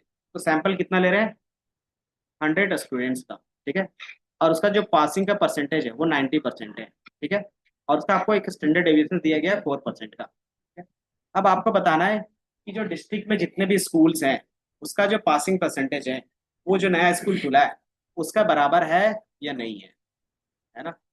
अगर ज्यादा होगा तो क्या होगा, ऑटोमेटिकली स्टूडेंट ज्यादा आएंगे। अगर ऑन एन एवरेज होगा तो फिर क्या होगा, एवरेज के बेस पे ही चलेगा, है ना। तो कैसे करते हो, तो इसमें सिंपल है कि आपका जो नल हाइपोथेसिस बनेगा वो क्या बनेगा, पूरे पॉपुलेशन का क्या था, तो जो एवरेज था कितना था, 85% था पूरे डिस्ट्रिक्ट का। तो हमारा नल हाइपोथेसिस बन गया, और यही चीज हमें क्या करना है, प्रूव करना है कि हमारा जो नया स्कूल खुला है वो इसके इक्वल है या नहीं है। ठीक है, तो यही चीज क्या हो गया, नल हाइपोथेसिस बना, और इसका अल्टरनेटिव ये बनेगा कि यहाँ पे जो हमारा मीन होगा या तो 85% के इक्वल होगा या तो नहीं होगा। ठीक है, तो आगे जाके ये क्या रहता है कि पॉइंट के बेस पे भी बात करते हैं। पॉइंट मतलब कि या तो क्या होगा, म्यू जो हमारा होगा ग्रेटर देन इक्वल टू 85 हो सकता है, या तो 85 के इक्वल भी हो सकता है। दूसरा कंडीशन क्या लिख सकते हैं इसमें, लेस देन 85 हो सकता है, और एक क्या है, 85 के इक्वल हो सकता है। तो ये तीन कंडीशंस बनते हैं। इसको हम लोग क्या बोलते हैं, टाइप्स ऑफ हाइपोथेसिस। तो इसमें क्या होता है, टाइप्स होते हैं, मतलब two tail test, single tail test और नॉर्मल टेस्ट। ठीक है, अगर मैं इसको कुछ कॉन्सेप्ट होगा वो बता दूंगा इसमें। तो जब भी आप हाइपोथेसिस टेस्टिंग करोगे तो पहला, आप हमेशा कंडीशन बेस कर सकते हो, इक्वल टू के बेस पे भी, और ग्रेटर देन और लेस देन के बेस पे भी करते हो, है ना। तो ये चीज क्या होगा, दूसरा बनेगा। तीसरा, इसमें कुछ ना कुछ एरर आएंगे। एरर का मतलब क्या होगा, एरर क्या होता है कि सिंपल रहेगा आपके पास, कुछ एक्चुअल के बेस पे होगा और कुछ प्रिडिक्टेड के बेस पे होगा। ठीक है, मतलब जो रियल लाइफ में भी सही था और आपने टेस्टिंग किया तो भी सही बता रहा है, मतलब ये विन विन सिचुएशन है ना, कि मतलब हमारा टेस्टिंग परफॉर्मेंस सही से काम करेगा आगे डेटा के लिए। दूसरा क्या है, वो एक्चुअल में क्या था, वो चीजें गलत थी, लेकिन क्या है जब हमने इसको टेस्टिंग के थ्रू अप्लाई किया तो वो सही बता रहा है। तो फिर क्या होगा यहाँ पे, ये कॉम्बिनेशन हमारा गलत होगा। कि मान लो क्या है, एक्चुअली में हमने देखा डेटा के बेसिस पे कि उनको कैंसर नहीं था, लेकिन आप क्या कर रहे हो, जैसे टेस्टिंग परफॉर्म कर रहे हो, कोई भी टाइप का टेस्ट परफॉर्म करोगे इसमें तो उसको बता रहा है कि इनको कैंसर है, तो हमारा क्या होगा वो, तो हमारा जो टेस्टिंग होगा वो गलत होगा, है ना। तो इसको बोलते हैं एरर। तो ये हमारा क्या हो गया, पहला एरर हो गया, ये टाइप 1 एरर होता है। ठीक है, दूसरा क्या हो सकता है कि रियल लाइफ में सही होगा, और ये क्या करेगा, जब आप टेस्टिंग परफॉर्म करोगे तो वो गलत आ सकता है ना। मतलब कि उसको एक्चुअली में कैंसर था, लेकिन यहाँ पे डेटा के बेस पे आपने एनालाइज किया तो वो क्या बता रहा है कि उनको कैंसर नहीं है ना। तो ये भी हमारा क्या होगा, एक गलत केस होगा। इसको बोलते हैं टाइप 2 एरर। ठीक है, और बाकी एक्चुअल में भी उसको नहीं था और प्रिडिक्टेड वाले में भी नहीं है। ठीक है, तो ये चार कॉम्बिनेशन हमेशा बनेगा जब भी आप कोई भी चीज टेस्ट परफॉर्म करोगे, तो ये चार केस ही बनेंगे। ठीक है, अगर दो चीजों के बेस पे बात कर रहे हैं तो कौन कौन सा केस बनेगा, उसी बताओ, कौन कौन से केस बनेंगे।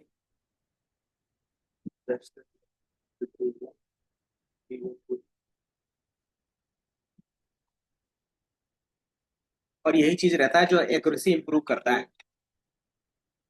ठीक है, क्या क्या था टाइप ऑफ एरर्स,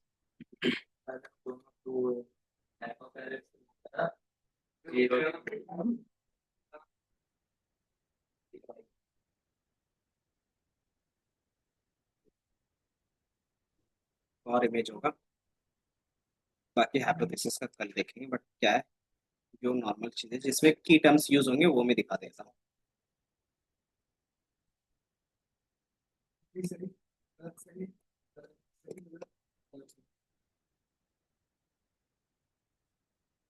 ये वैल्यू,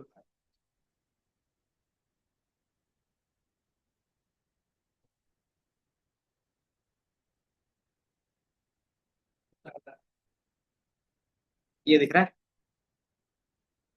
तो आपको यहाँ पे दिखेगा रियलिटी वर्सेस ऑब्जर्व। ठीक है, ऑब्जर्व मतलब आप डेटा के बेस पे बात करते हो, तो रियलिटी में हमारे पास क्या होगा कि जो चीजें ट्रू होगी, हो सकता है वो भी हमारे तरफ से क्या हो, ट्रू हो सकता है, या तो फिर जो क्या होगा, डेटा के बेस पे आप उसको रिजेक्ट कर देते हो कि एक्चुअल में ट्रू था, लेकिन आपने क्या बोल दिया, उसको फॉल्स बोल दिया, है ना। तो जब ऐसा करते हैं तो उसको बोलते हैं टाइप 1 एरर। ठीक है, टाइप वन एरर को अल्फा भी बोलते हैं। Reject the true null hypothesis, ठीक है। इसको हम लोग फिर क्या बोलते हैं, फॉल्स पॉजिटिव। फॉल्स पॉजिटिव क्यों बोलते हैं, कि एक्चुअल में ये पॉजिटिव था लेकिन डेटा के बेस पे ये फॉल्स बता रहा है उसको, ठीक है। तो ये क्या हो गया, फॉल्स पॉजिटिव हो गया, क्योंकि ये नेम क्या रहते हैं, अलग अलग रहते हैं ये सब। दूसरा हमारे पास क्या रहेगा, एक्चुअल में गलत था और तुमने भी क्या किया, उसको गलत बताया, मतलब उसको रिजेक्ट किया, मतलब ये करेक्ट कंक्लूजन होगा। इसी तरीके से थर्ड केस बनेगा कि एक्चुअल में सही था और इसने भी क्या बताया, सही बताया, मतलब नल हाइपोथेसिस को इसने भी क्या किया, एक्सेप्ट किया है। तो ये क्या हो गया, सही कंडीशन हो गया। और एक ये जो कंडीशंस बनता है ये टाइप टू एरर होता है, इसको बीटा एरर भी बोलते हैं। और ये क्या करता है, कि एक्चुअल में गलत था लेकिन इसने क्या किया है, सही बताया है ना। तो फॉल्स नेगेटिव, ठीक है। तो ये हमारा क्या हो गया, फॉल्स नेगेटिव हो गया। अब ये जो दोनों केस होते हैं वो हमारे लिए नहीं होता, मतलब ये चीज को आपको रिड्यूस करना पड़ेगा, कि जो भी आप डेटा सैंपल के बेस पे काम कर रहे हो, अगर इसमें से कोई भी चीज बता रहा है तो आपको ये हटाना पड़ेगा। तो कैसे हटा सकते हैं, type one error type two. तो सबसे पहला रहेगा कि आप जितने भी हाइपोथेसिस टेस्टिंग है सबको क्या करोगे, कि परफॉर्म करके देखोगे, है ना। दूसरा क्या रहेगा, कि आप अपना डेटा क्रॉस चेक करोगे कि जो हमारा डेटा होना चाहिए वो हमारे सीएलटी पे फॉलो कर रहा है नहीं कर रहा। अगर कर रहा है तो वो किस टाइप का है और उसमें किस टाइप का डिस्ट्रीब्यूशन, सॉरी किस टाइप का टेस्टिंग परफॉर्म होगा, ठीक है। तो वो चीज देखते हो तो ऑटोमेटिकली क्या होता है, ये रिड्यूस होता है ना। और अगर ये रिड्यूस नहीं हो पा रहा है तो फिर हम क्या करते हैं, कि सिंपल बता दें कि आपका जो लिमिटेशन है वो इतना ही रहेगा, अब इससे ज्यादा आपकी एक्यूरेसी नहीं आ सकती, है ना। वो क्या होगा, फिर आपका मैक्स होगा, ठीक है, कि इसमें इतना परसेंट एरर होगा ही होगा, है ना। जैसे कोई एग्जांपल बताओ, कोविड का कितना एरर था, कि कितने लोग मरेंगे अगर सुई लेते हैं तो। 85 था ना, 85 या फिर 82 इस तरीके से था, मतलब बचेंगे उतने लोग, मरेगा तो फिर मार्केट में ही क्यों आएगा, उतने लोग मर गए तो फिर तो आज मैं भी नहीं होता यहाँ। तो उसमें था, वो मोर्टेलिटी के बेस पे नहीं बताते थे, वो बताते थे कि इतने लोगों की अब क्या हो सकता है, इफेक्ट कर सकता है, उसमें क्या होगा, थोड़ा सा ज्यादा इफेक्ट करेगा, मतलब उनको बुखार आ सकता है, थोड़ा सा कंडीशंस क्या हो सकता है, सीवियर हो सकता है, तो उसको हॉस्पिटलाइज भी किया जा सकता है। और उसमें से भी मोर्टेलिटी रेट था 5% का, कि जिसको उसमें से हॉस्पिटल ले जाएगा तो उसमें से 5% चांसेस है कि वो मर जाए, ठीक है। लेकिन फिर भी मार्केट में आ गया क्यों, दो चीजें थी, पहला कि उसकी नीड थी, दूसरा कि उससे पैसा जो कंपनी पहले बना के देता वो पैसा छाप सकता था, है ना। तो पैसा, सबसे ज्यादा पैसा छापा था, समझ में आया। और जो हमारा इंडिया में बना था कोविड और ये सारी चीजें, वो इंटरनेशनल में नहीं गया था मार्केट में, यूके यूएस के साइड पे नहीं गया था, क्यों, क्योंकि उसको वहाँ पे अप्रूव नहीं मिला था। तो फिर हम लोगों ने कहाँ भेजा था, तो अफ्रीकन कंट्रीज में, वहाँ तो ऐसे ही गरीबी है ना। तो वो चीजें रहती है, क्योंकि जो एक्यूरेसी था वो मेडिकल लाइन के लिए फिट नहीं था, कि इतने कम एक्यूरेसी में हम कभी भी कोई भी चीज लॉन्च नहीं करते मेडिकल फील्ड में, ठीक है। लेकिन क्या था, इमरजेंसी था तो वो उस समय किया था, ठीक है। तो वो क्या रहता है, जो हमारे पास एरर रहता है मार्जिन का, वो मार्केट डिसाइड करता है, ठीक है। और वो मार्केट कौन डिसाइड करता है, जो एक्सपर्ट्स होते हैं, ठीक है। एक्सपर्ट होंगे, जो गवर्नमेंट एम्प्लॉयज होंगे वो सेट करते हैं, ठीक है। अब ये चीज क्या रहेगा, आपके पास हाइपोथेसिस के टाइप्स रहेंगे। और यही चीज हम क्या करते हैं, मशीन लर्निंग में भी पढ़ते हैं, ठीक है, कि हमारा एक्चुअल में क्या आंसर होना चाहिए था और चैट जीपीटी ने क्या दिया है, ठीक है। अगर एक्चुअल में क्या होगा, सही आंसर था लेकिन चैट जीपीटी ने गलत दिया है, मतलब वो टाइप वन एरर हो गया, ठीक है। देन एक्चुअल में भी गलत था और चैट जीपीटी ने भी क्या किया, गलत बताया उसको, ठीक है। तो हमारा सही है, एक्चुअल में भी सही था और चैट जीपीटी ने भी सही आंसर करके बताया उसको, तो क्या होगा, वो भी सही कंडीशन होगा। लेकिन एक्चुअल में गलत चीजें थी और चैट जीपीटी ने उसको सही बताया है, तो इसका मतलब क्या है, कि वहां पे हमारा चैट जीपीटी सही से काम नहीं कर रहा है ना। तो इसमें बाय डिफॉल्ट हम लोग यही टेस्टिंग करते हैं, इसको वहां पे जाके हम लोग बोलते हैं इवेल्युएशन मैट्रिक्स, ठीक है। कि हम क्या कर रहे हैं, अपने मॉडल को इवेलुएट कर रहे हैं कि क्या एक्यूरेसी होगा, ठीक है। अब इसका बिजनेस यूज केस कहाँ पे दिखेगा, कि हमें कब टाइप वन एरर कब टाइप टू एरर देखना चाहिए। मेडिकल फील्ड में कौन सा एरर ज्यादा इंपॉर्टेंट रहेगा, एग्जांपल लेके बताते हैं कैंसर का ही। ठीक है। एक्चुअल में उसको क्या है, कैंसर है, मशीन ने बता दिया कैंसर नहीं है, तो क्या होगा, है तो वो दोबारा हॉस्पिटल जाएगा, मजे से रहेगा, है ना। सेम कंडीशंस यहाँ पे लेते हैं कि मशीन ने बता दिया कि एक्चुअली में उसको क्या है, कैंसर है, लेकिन रियल में क्या था कि कैंसर नहीं था, तो वो क्या करेगा, फिर से बचना है। दोबारा किसी ना किसी दूसरे हॉस्पिटल में जाएगा, है ना, कि थोड़ा बहुत क्या करेगा, दवाई तो लेगा, बट क्या है, दोबारा क्रॉस चेक करवाएगा दूसरे हॉस्पिटल में, है ना, 2-3 बार वो चेक कराता है उसके बेसिस पे। तो वो चीज़ क्या आता है कि अगर टाइप 2 एरर थोड़ा सा रहता है, तो इसमें क्या करता है, as a human medical field में हम क्या करते हैं, दोबारा काम करवाते हैं, मतलब ये ज़्यादा इम्पैक्ट नहीं करेगा, लेकिन ये क्या रहेगा, बहुत ज़्यादा ही इम्पैक्ट करेगा। तो मेडिकल फील्ड में टाइप 1 एरर हमेशा जीरो रहा है। क्या कहीं भी चेक करा है। हो सकता है कि आपका जो मशीन था वो खराब था। दूसरा, या तो जो डॉक्टर था वो क्या था, कम एक्सपीरियंस वाला होगा, ठीक है, फर्जी डॉक्टर हो सकता है। तो आप क्या करते हो, पहले अपने लोकल के पास जाते हो, अगर वहां से ठीक नहीं तो फिर क्या कर जाते हो, थोड़ा सा स्टैंडर्ड के पास जाते हो, फिर उससे स्टैंडर्ड जाते हो, तो वो चीज़ यहाँ पे चलती है। तो मेडिकल फील्ड में ऐसा ही चलता है, ठीक है। तो ये चीज होता है, क्योंकि कैंसर में भी क्या होता है, स्टेज 1 स्टेज 2 स्टेज 3 होता है। अगर उसको स्टार्टिंग में ना पता चले तो स्टेज 3 में फिर क्या होता है, कोई नहीं बचा पाता, है ना। तो फिर क्या होगा, वो केस हमें नहीं चाहिए, तो यहाँ पे क्या होता है, इसको ज्यादा इंपॉर्टेंस देते हैं कि इसमें थोड़ा बहुत एरर रहेगा तो चलेगा, लेकिन इसमें क्या होगा, ये अप्रोक्स जीरो ही होना चाहिए। तो ये किसके लिए होगा, तो मेडिकल फील्ड के लिए हो गया, है ना। इसी तरीके से दूसरे फील्ड पे भी एग्जांपल ले सकते हैं, जैसे आपका मेल पे ही ले लेते हैं। मेल आता है तो दो, एक इनबॉक्स में आता है और एक स्पैम में चला जाता है ना। अब इसमें कौन सा केस सही होगा, कि मान लो क्या है, चल, कि मान लेते हैं जो हमारे पास था स्पैम मेल होता है और एक नॉट स्पैम के केस। स्पैम का मतलब क्या हो गया, जो एड्स, जो एडवर्टाइजमेंट वाले मेल्स होते हैं जो आपके लिए इंपॉर्टेंट नहीं है, ठीक है। तो उसको क्या है कि एक हमने मॉडल्स बनाया है जो क्या करेगा, प्रेडिक्शंस करेगा कि वो हमारा स्पैम है या नहीं है, ठीक है। अगर उसने क्या किया, एक्चुअल में वो स्पैम था, लेकिन मशीन्स क्या बता रहा है कि वो स्पैम नहीं है, तो वो आपके इनबॉक्स में आ जाएगा, है ना। तो आप क्या कर सकते हो, इसको इग्नोर कर सकते हो। लेकिन मान लो यही चीज क्या है कि एक्चुअल में क्या था, आपका इंटरव्यू शेड्यूल हुआ था, उसका मेल है ना, और वो क्या होता है कि एक्चुअल में वो क्या था, स्पैम नहीं था, है ना। मतलब मशीन से क्या है कि वो एक्चुअल में क्या था, स्पैम नहीं था, लेकिन उसने क्या बता दिया, स्पैम बता दिया। तो फिर वहां पे क्या होगा, वो मेल दिखेगा नहीं और स्पैम बॉक्स में जल्दी जाते भी नहीं है, जब तक कुछ जरूरी ना पड़ जाए, है ना। तो फिर उससे क्या होगा कि आप वो इंटरव्यू छोड़ देते हो, क्यों, क्योंकि आपके पास बोलोगे कि मेल ही नहीं आया, है ना। तो उस टाइम में क्या होता है, हमें टाइप 2 एरर पे ज्यादा फोकस करना, ठीक है, कि वहां पे क्या होगा, फॉल्स पॉजिटिव कम आने के लिए, है ना। तो ये क्या रहता है, इंडस्ट्री के अकॉर्डिंग रहता है कि हमें किस पे काम करना चाहिए। अब तीसरा रहता है कि हम दोनों पे कब काम करते होंगे। स्टॉक मार्केट में क्या रहता है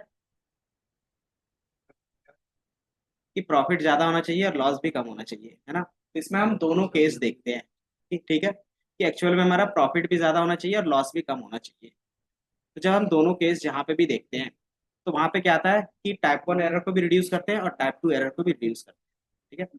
रियल वर्ल्ड में क्या रहता है कि अगर आप किसी एक को जीरो करते हो तो दूसरे में ऑटोमेटिकली कुछ ना कुछ एरर रहेगा ही रहेगा, ठीक है, क्योंकि 100% कोई भी चीज प्रूफ नहीं होता, ठीक है, कुछ ना कुछ एरर रहेंगे ही रहेंगे। तो अगर आपने इसको एरर फ्री किया है तो इसमें थोड़ा सा एरर रहेगा, है ना। यूनिवर्सल है, हर एक चीज में क्या रहता है, कुछ ना कुछ लूप होल्स रहते हैं, तो ये हमेशा कुछ ना कुछ रहता है, तो हम क्या कर सकते हैं, 100% कभी भी एक्यूरेसी नहीं कर सकते,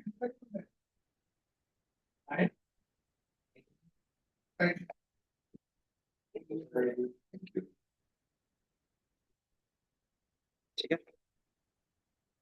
तो एक और था, मैं वो बता देता हूँ, फिर नेक्स्ट क्लास में डिस्कस करेंगे, ठीक है। एक यहाँ पे हमारे पास था,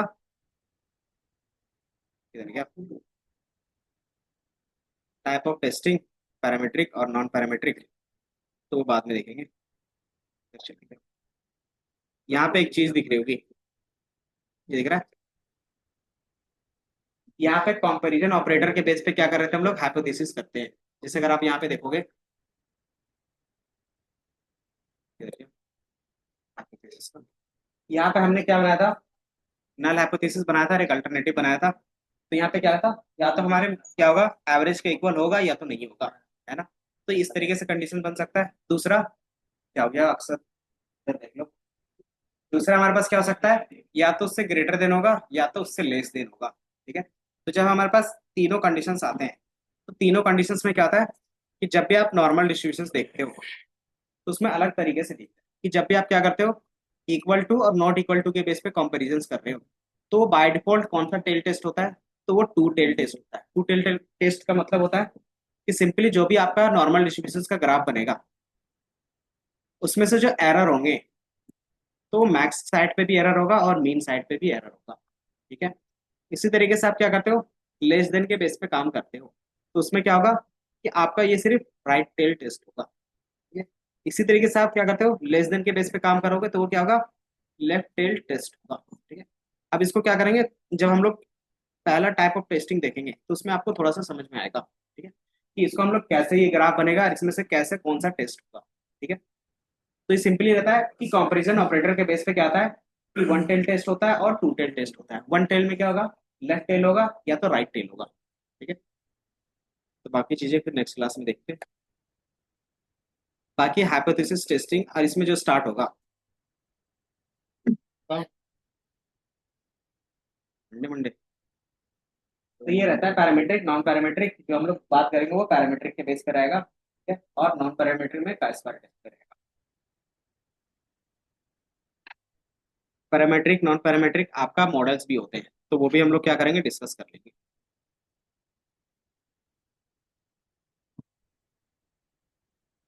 बाकी ये attendance होगा।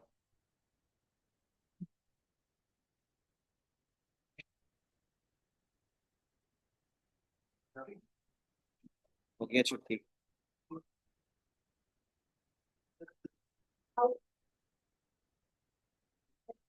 तो पास किया।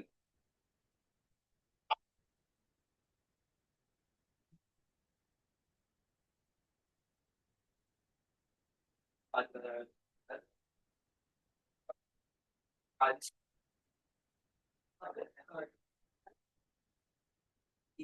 एक दिन आज बढ़ रहा है तो भी हमारे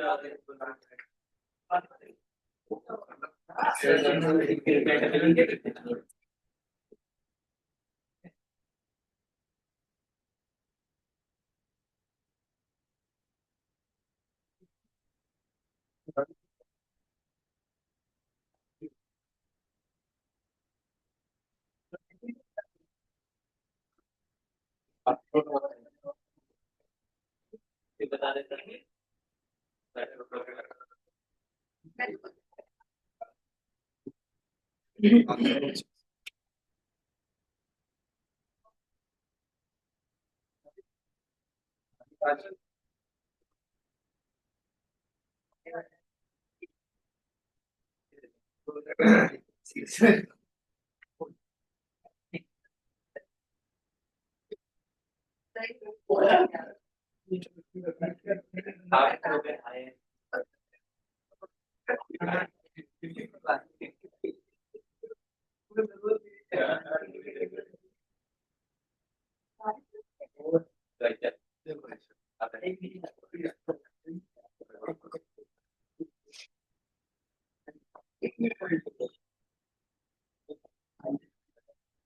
हाँ।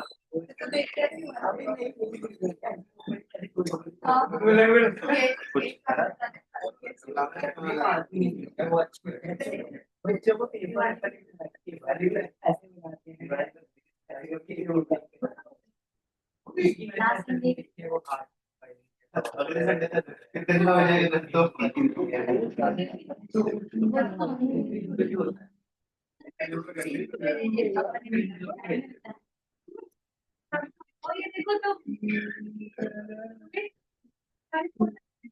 कौन सी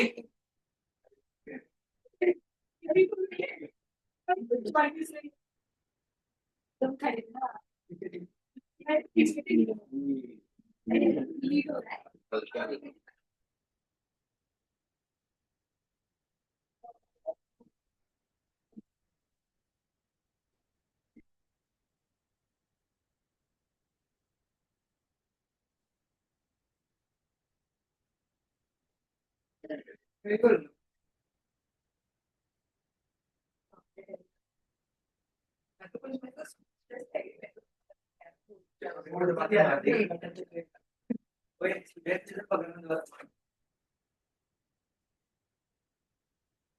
यार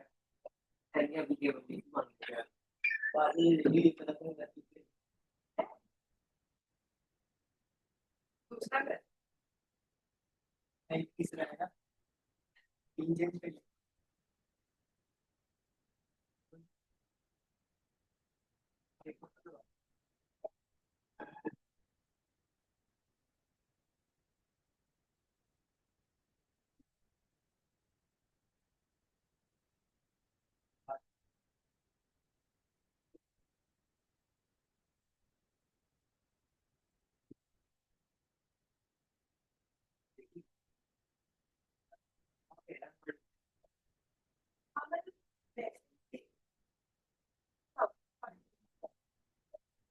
वो तो मैं दूंगा 8,000 बार क्या करूंगा ऊपर से ऊपर वो आता है।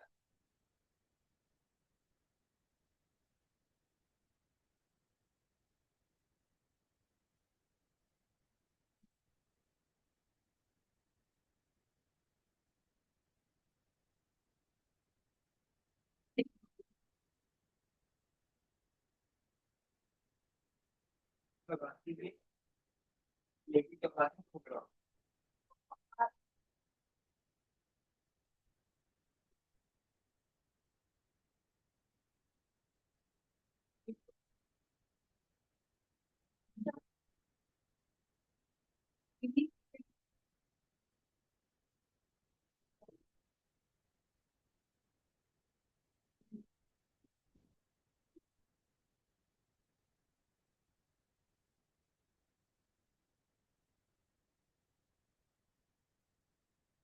इन्हें पता भी ज्ञान नहीं देना चाहिए कि अजर मनोती का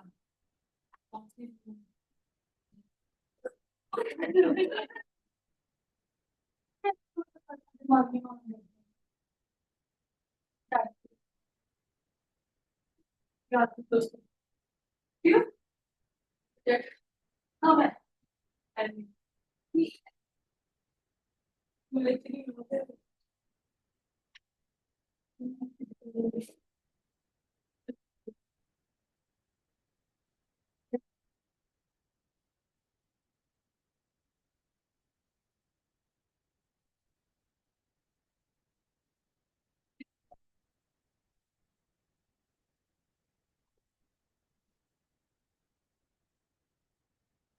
चौधरी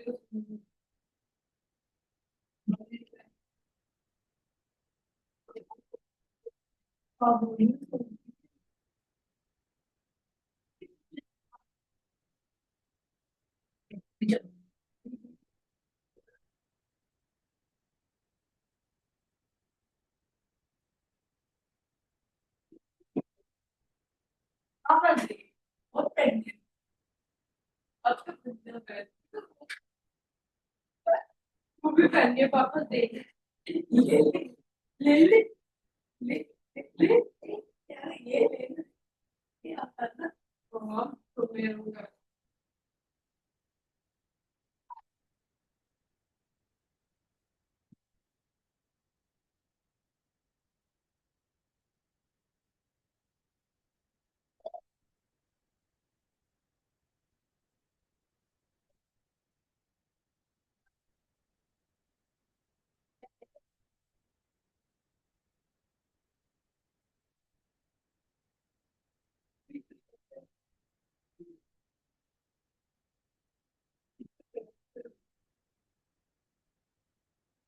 बड़ी तो है तो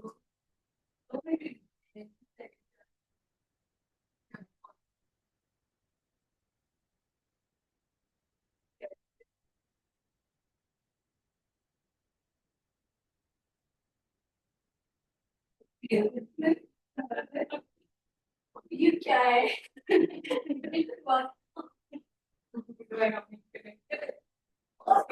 नॉटी शो नहीं करता है उस दिन में आ जाता है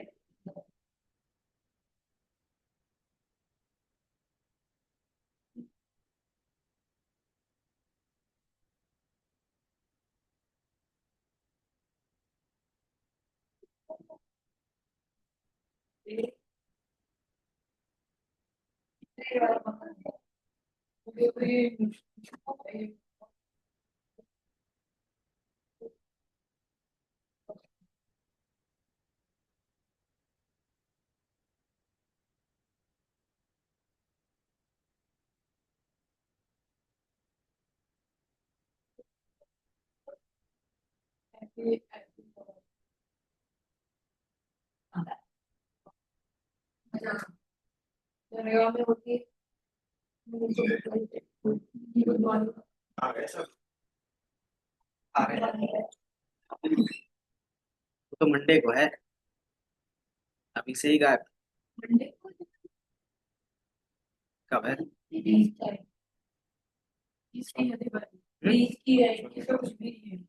अच्छा, तो देखो क्या एरर है। ChatGPT में करना है। आप हर एक चीज का अलग अलग फाइल बना के करो ना, एक ही फाइल में सारा कोड करते हो तो नहीं समझ में आता आपको। तो जो आपको कोड रन करना है उससे एक अलग फाइल बनाओ और उसको रन करो। यही तो देखो ना, ये क्या वाला बनाया है? मतलब ये फाइल चल रही थी पहले, आप अचानक से रोक दी। ऐसा थोड़ी ना था कि अचानक से कोई भी चीज हो। ये क्या लिख रहा है? आपने ऑनलाइन कंपाइलर में रन किया? हाँ सर, उसमें कोड का थोड़ी ना एरर होगा फिर। कोड का नहीं सर, वही तो कहूँ कि तो एनवायरनमेंट का एरर होगा। कैसे तो वो चीज, ये देखो ना क्या लिख रहा है, तो ये चीज ChatGPT पे कॉपी करो फिर करो। नहीं कर रहा है, पता नहीं क्या क्या बता दिया, वो मैंने सारा ट्राई किया तो वो कह रहा है पता नहीं क्या कर रहा है। ट्राई किया मैंने, नहीं हो रहा। तो अगर नहीं हो रहा तो सिंपली आप यूज करो कि पहचान का मुझे पहचान में मैंने करने की जरूरत नहीं। सही में देखना, क्योंकि मैंने इसमें पूरा हाथ मार दिया, बस सेट हो तो जब बस सेट हो गया तो आपको पता चलना चाहिए कि कैसे एरर सॉल्व करते हैं। कम से कम बताओ कि मेरा हाथ इसमें नहीं है, रखा हुआ।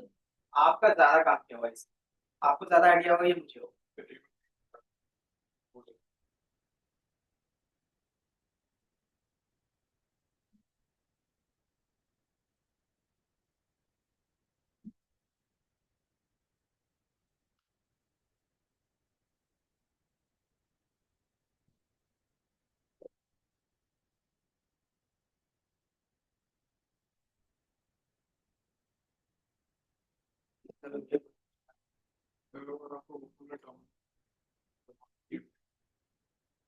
तो फिर इसी से रन करो ना तुम।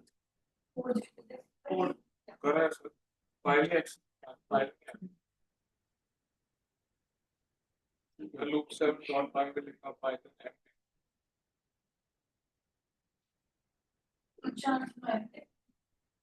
नहीं करा।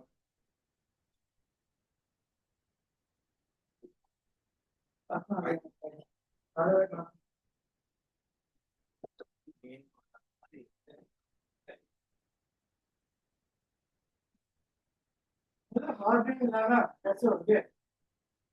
तो कैसे है कुछ और जल्दी आएगा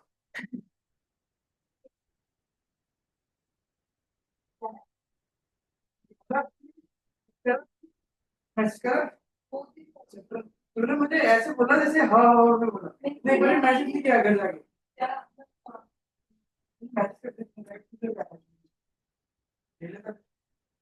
एक मैसेज डालना होता है और भी करके मैसेज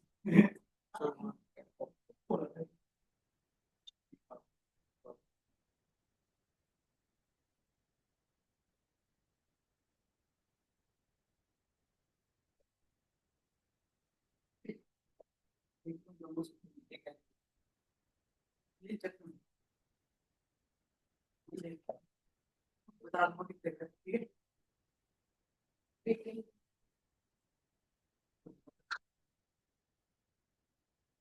ऐसा तो कोई नहीं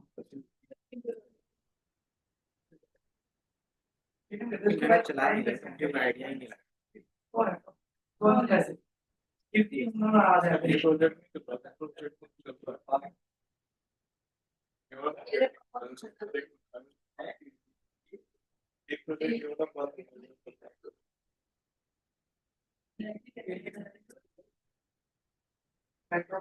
आ जाए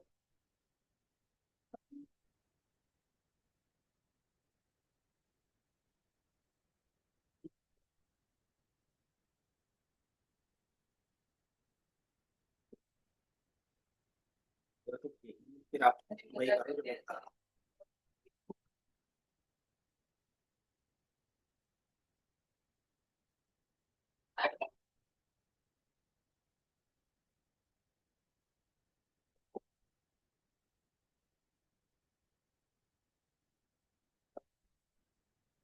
ऐसा कुछ समझ नहीं नहीं बोल रहा है, एनवायरमेंट है नहीं, अगर दूसरा रन हो रहा है तो इसका मतलब क्या है, किसी में कुछ गड़बड़ है। वैसा कुछ निकालना है। आप सिंपल ही करो, ऑनलाइन वाले भी कर सकते हैं। यहाँ पे कोड रन हो रहा है, कोड के बेसिस पे आप बस ये बस environment के basis पे गुलाब प्रैक्टिस को ये भी कॉलेक्ट पे कर लो। गुलाब को तो जीमेल की तो दूसरा जीमेल बनता है फ्री में, जीमेल के लिए पैसा लगता है, ये बताओ। और भी जीमेल होती है, एक नया जीमेल बना लो, काम कर लो, या तो फिर दोबारा VS कोड डाउनलोड करो तो VS कोड में प्रॉब्लम आ रही है वाला कॉलेज से आगे करो, एक नया जीमेल बनाओ कॉलेज पे।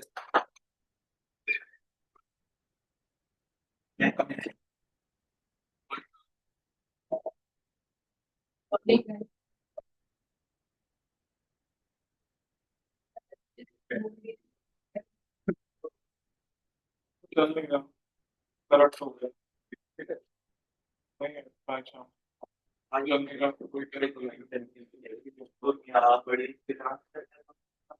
चैट जीपीटी में दर्शन आप लोग VS कोड में चलाता नहीं आइडिया भी VS कोड वहाँ पे ना तो मैं भी कर मुझे क्या लगता है मैं तुम लोगों की कभी नहीं इंस्टॉल कर रखा तुमने स्टार्टिंग में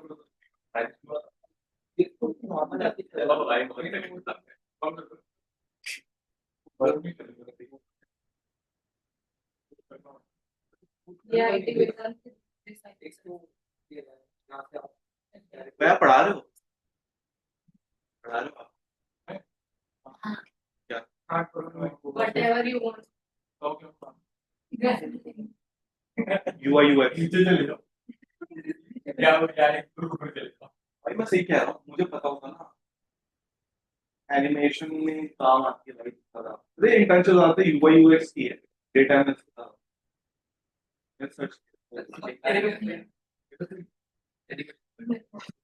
भाई तो छोड़ दे तू प्लीज यार ऐसा नहीं ब्यूटीफुल पर्सन इन क्लास निकाल के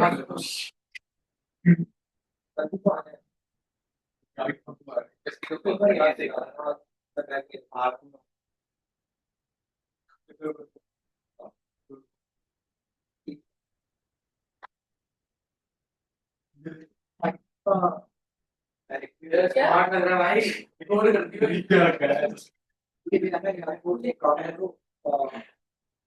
वो इंस्टॉल कर लो।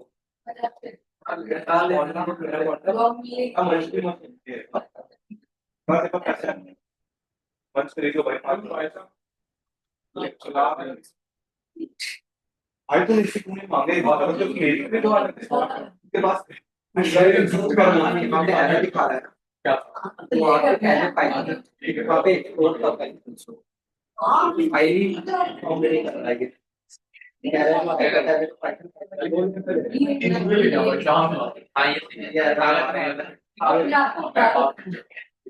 तो मैं बात करता हूँ कौन है कौन रहा है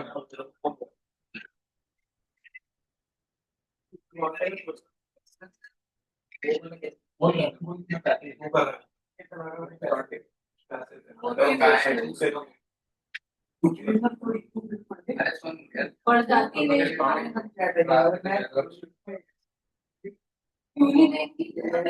यहाँ से मत जाइए आईडी पे जाकर एक साइड में तुम्हारे पास देखो है वही सेकंड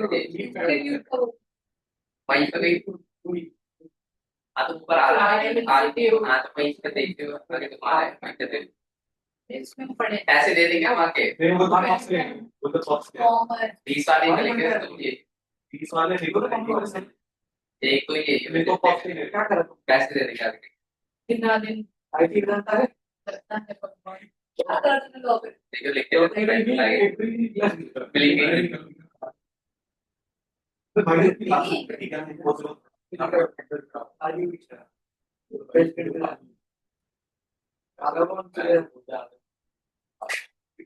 मैं भी एक दो दिन मोबाइल लाते ही यार पानी तो है